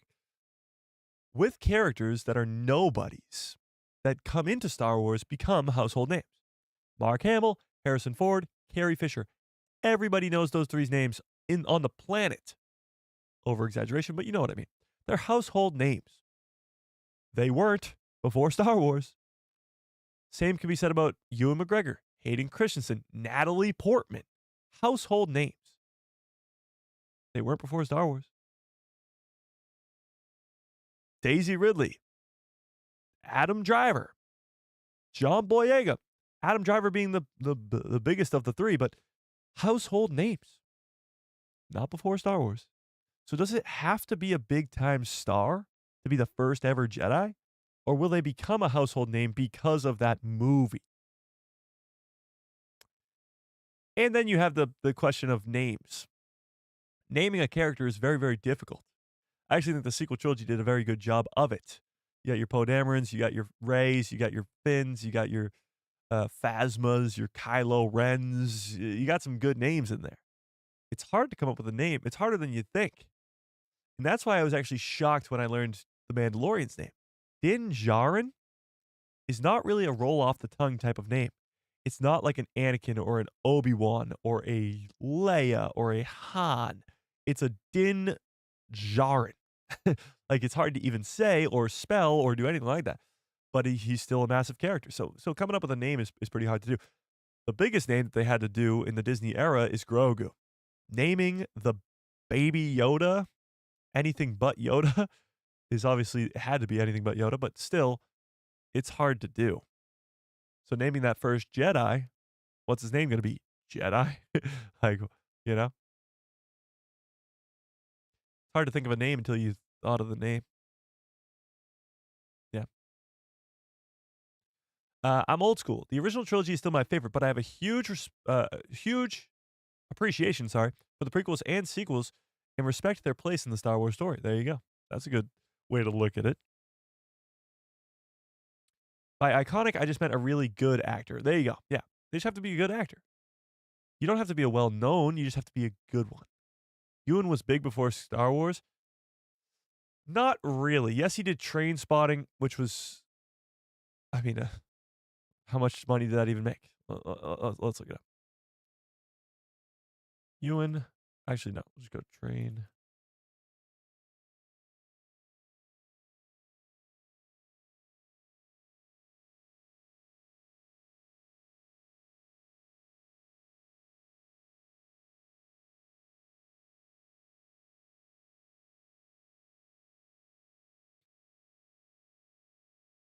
Train Spotting made $16 million. Oh, wait, what? Yeah, $16.9 million. Let's see.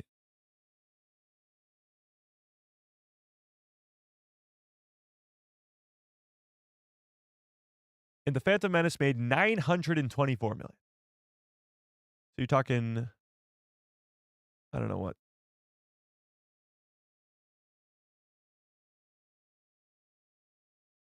Less than 1%. Yeah. Controversial, but I'm not a big Ewan fan. Oh my God.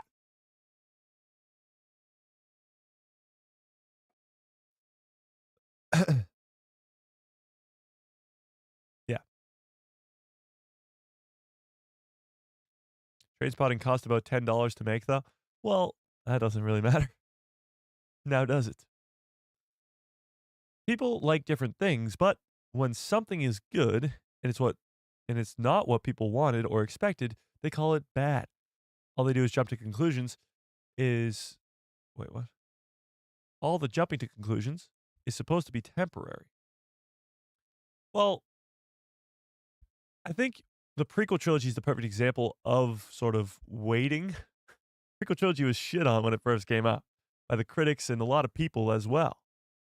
But when it came to 10, 15 years later, the prequel trilogy now is beloved by almost all Star Wars fans. There's some people still who hold out and say that they're trash or whatever, never should have been made, whatever it is. But I think the majority of the Star Wars fandom really loves those movies. So it's almost like a wait and see type thing. In 10 years, will it be good? Yeah.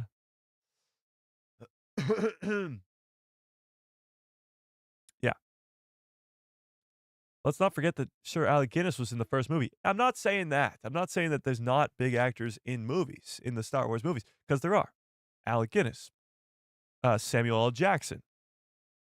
For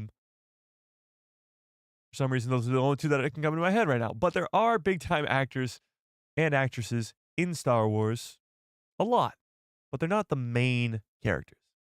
Luke, Leia, Han, Anakin, Obi-Wan, Padme, Finn, Rey, Kylo. None of them were big-time actors. They became after, but not before. Yeah. All right, let me actually put up a poll because I'm interested to see where you guys are at with this. Let me end the one about the Mandalorian and Grogu movie, which I forgot was even up, which 85% of you guys are excited for, which is great. Okay. Which Star Wars movie of the ones we talked about today are you the most excited for.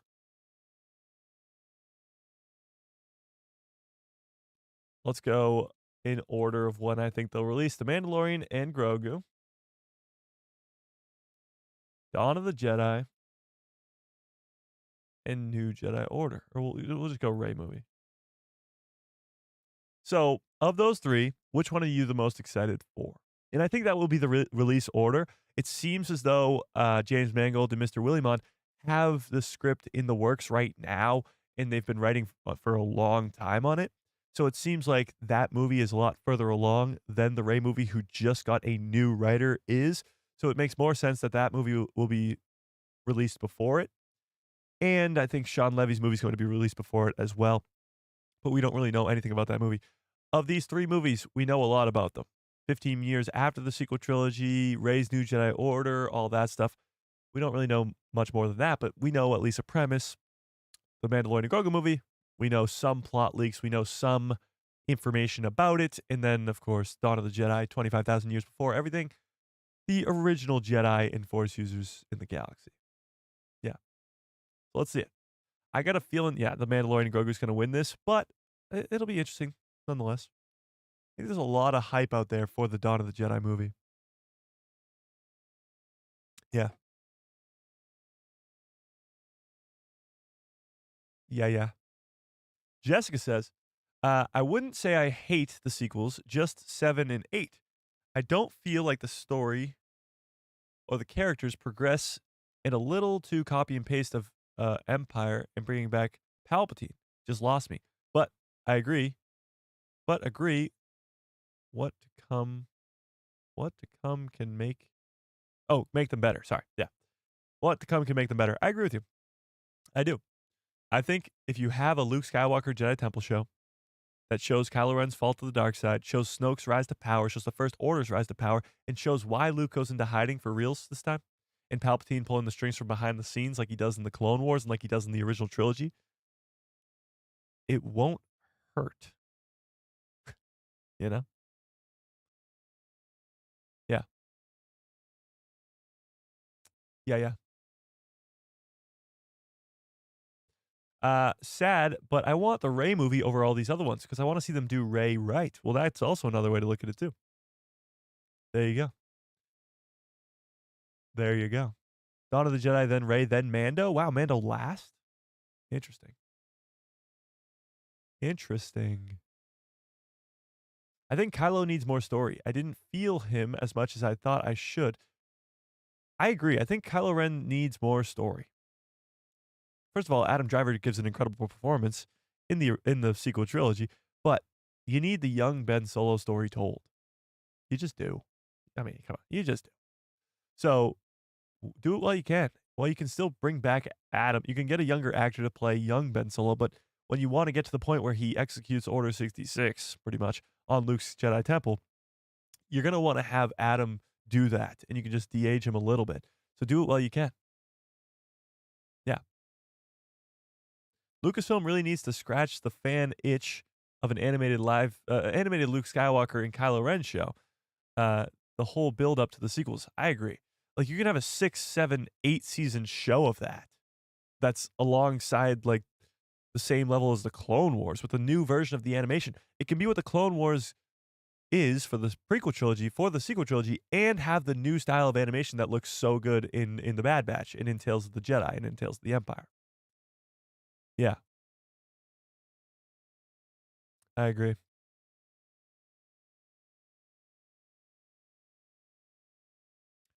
Interesting. Just wanted to see where this poll would go to sort of pan out at. I like it. I like it a lot.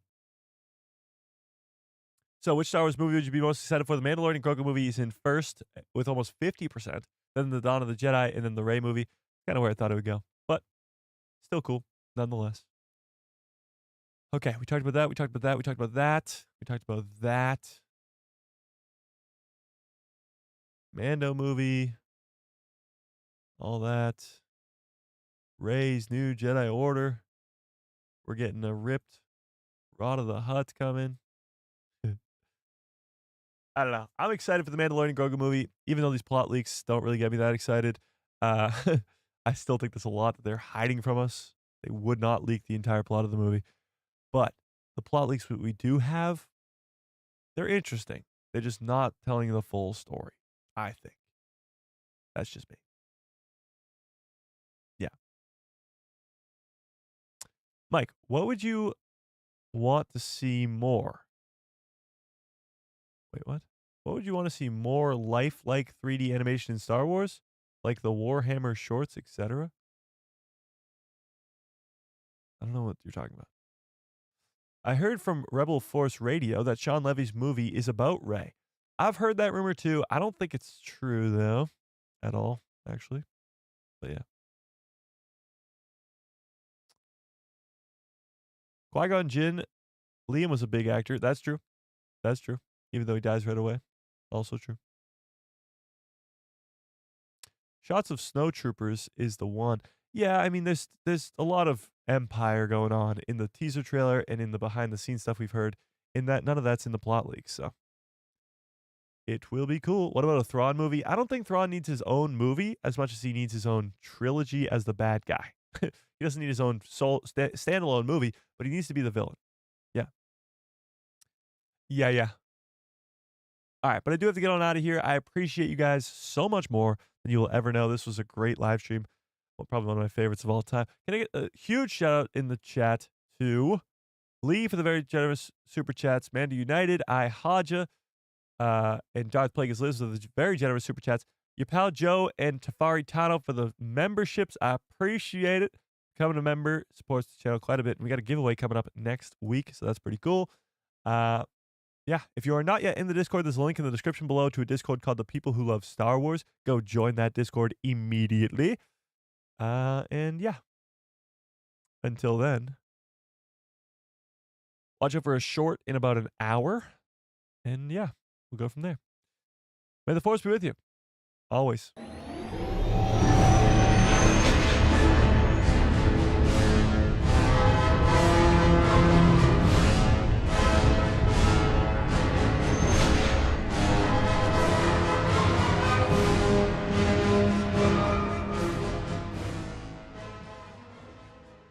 Oh, yeah. What a great stream. What a great show. You guys are the absolute best. I appreciate you all so much more than you will ever know. Yeah, smash a freaking like on the stream if you haven't already. But I appreciate you guys. So watch out for that short later today, short tomorrow, of course. And yeah, we'll go from there. So yeah. Until then, I hope you have a great rest of your evening, great rest of your lives. And good night, everybody.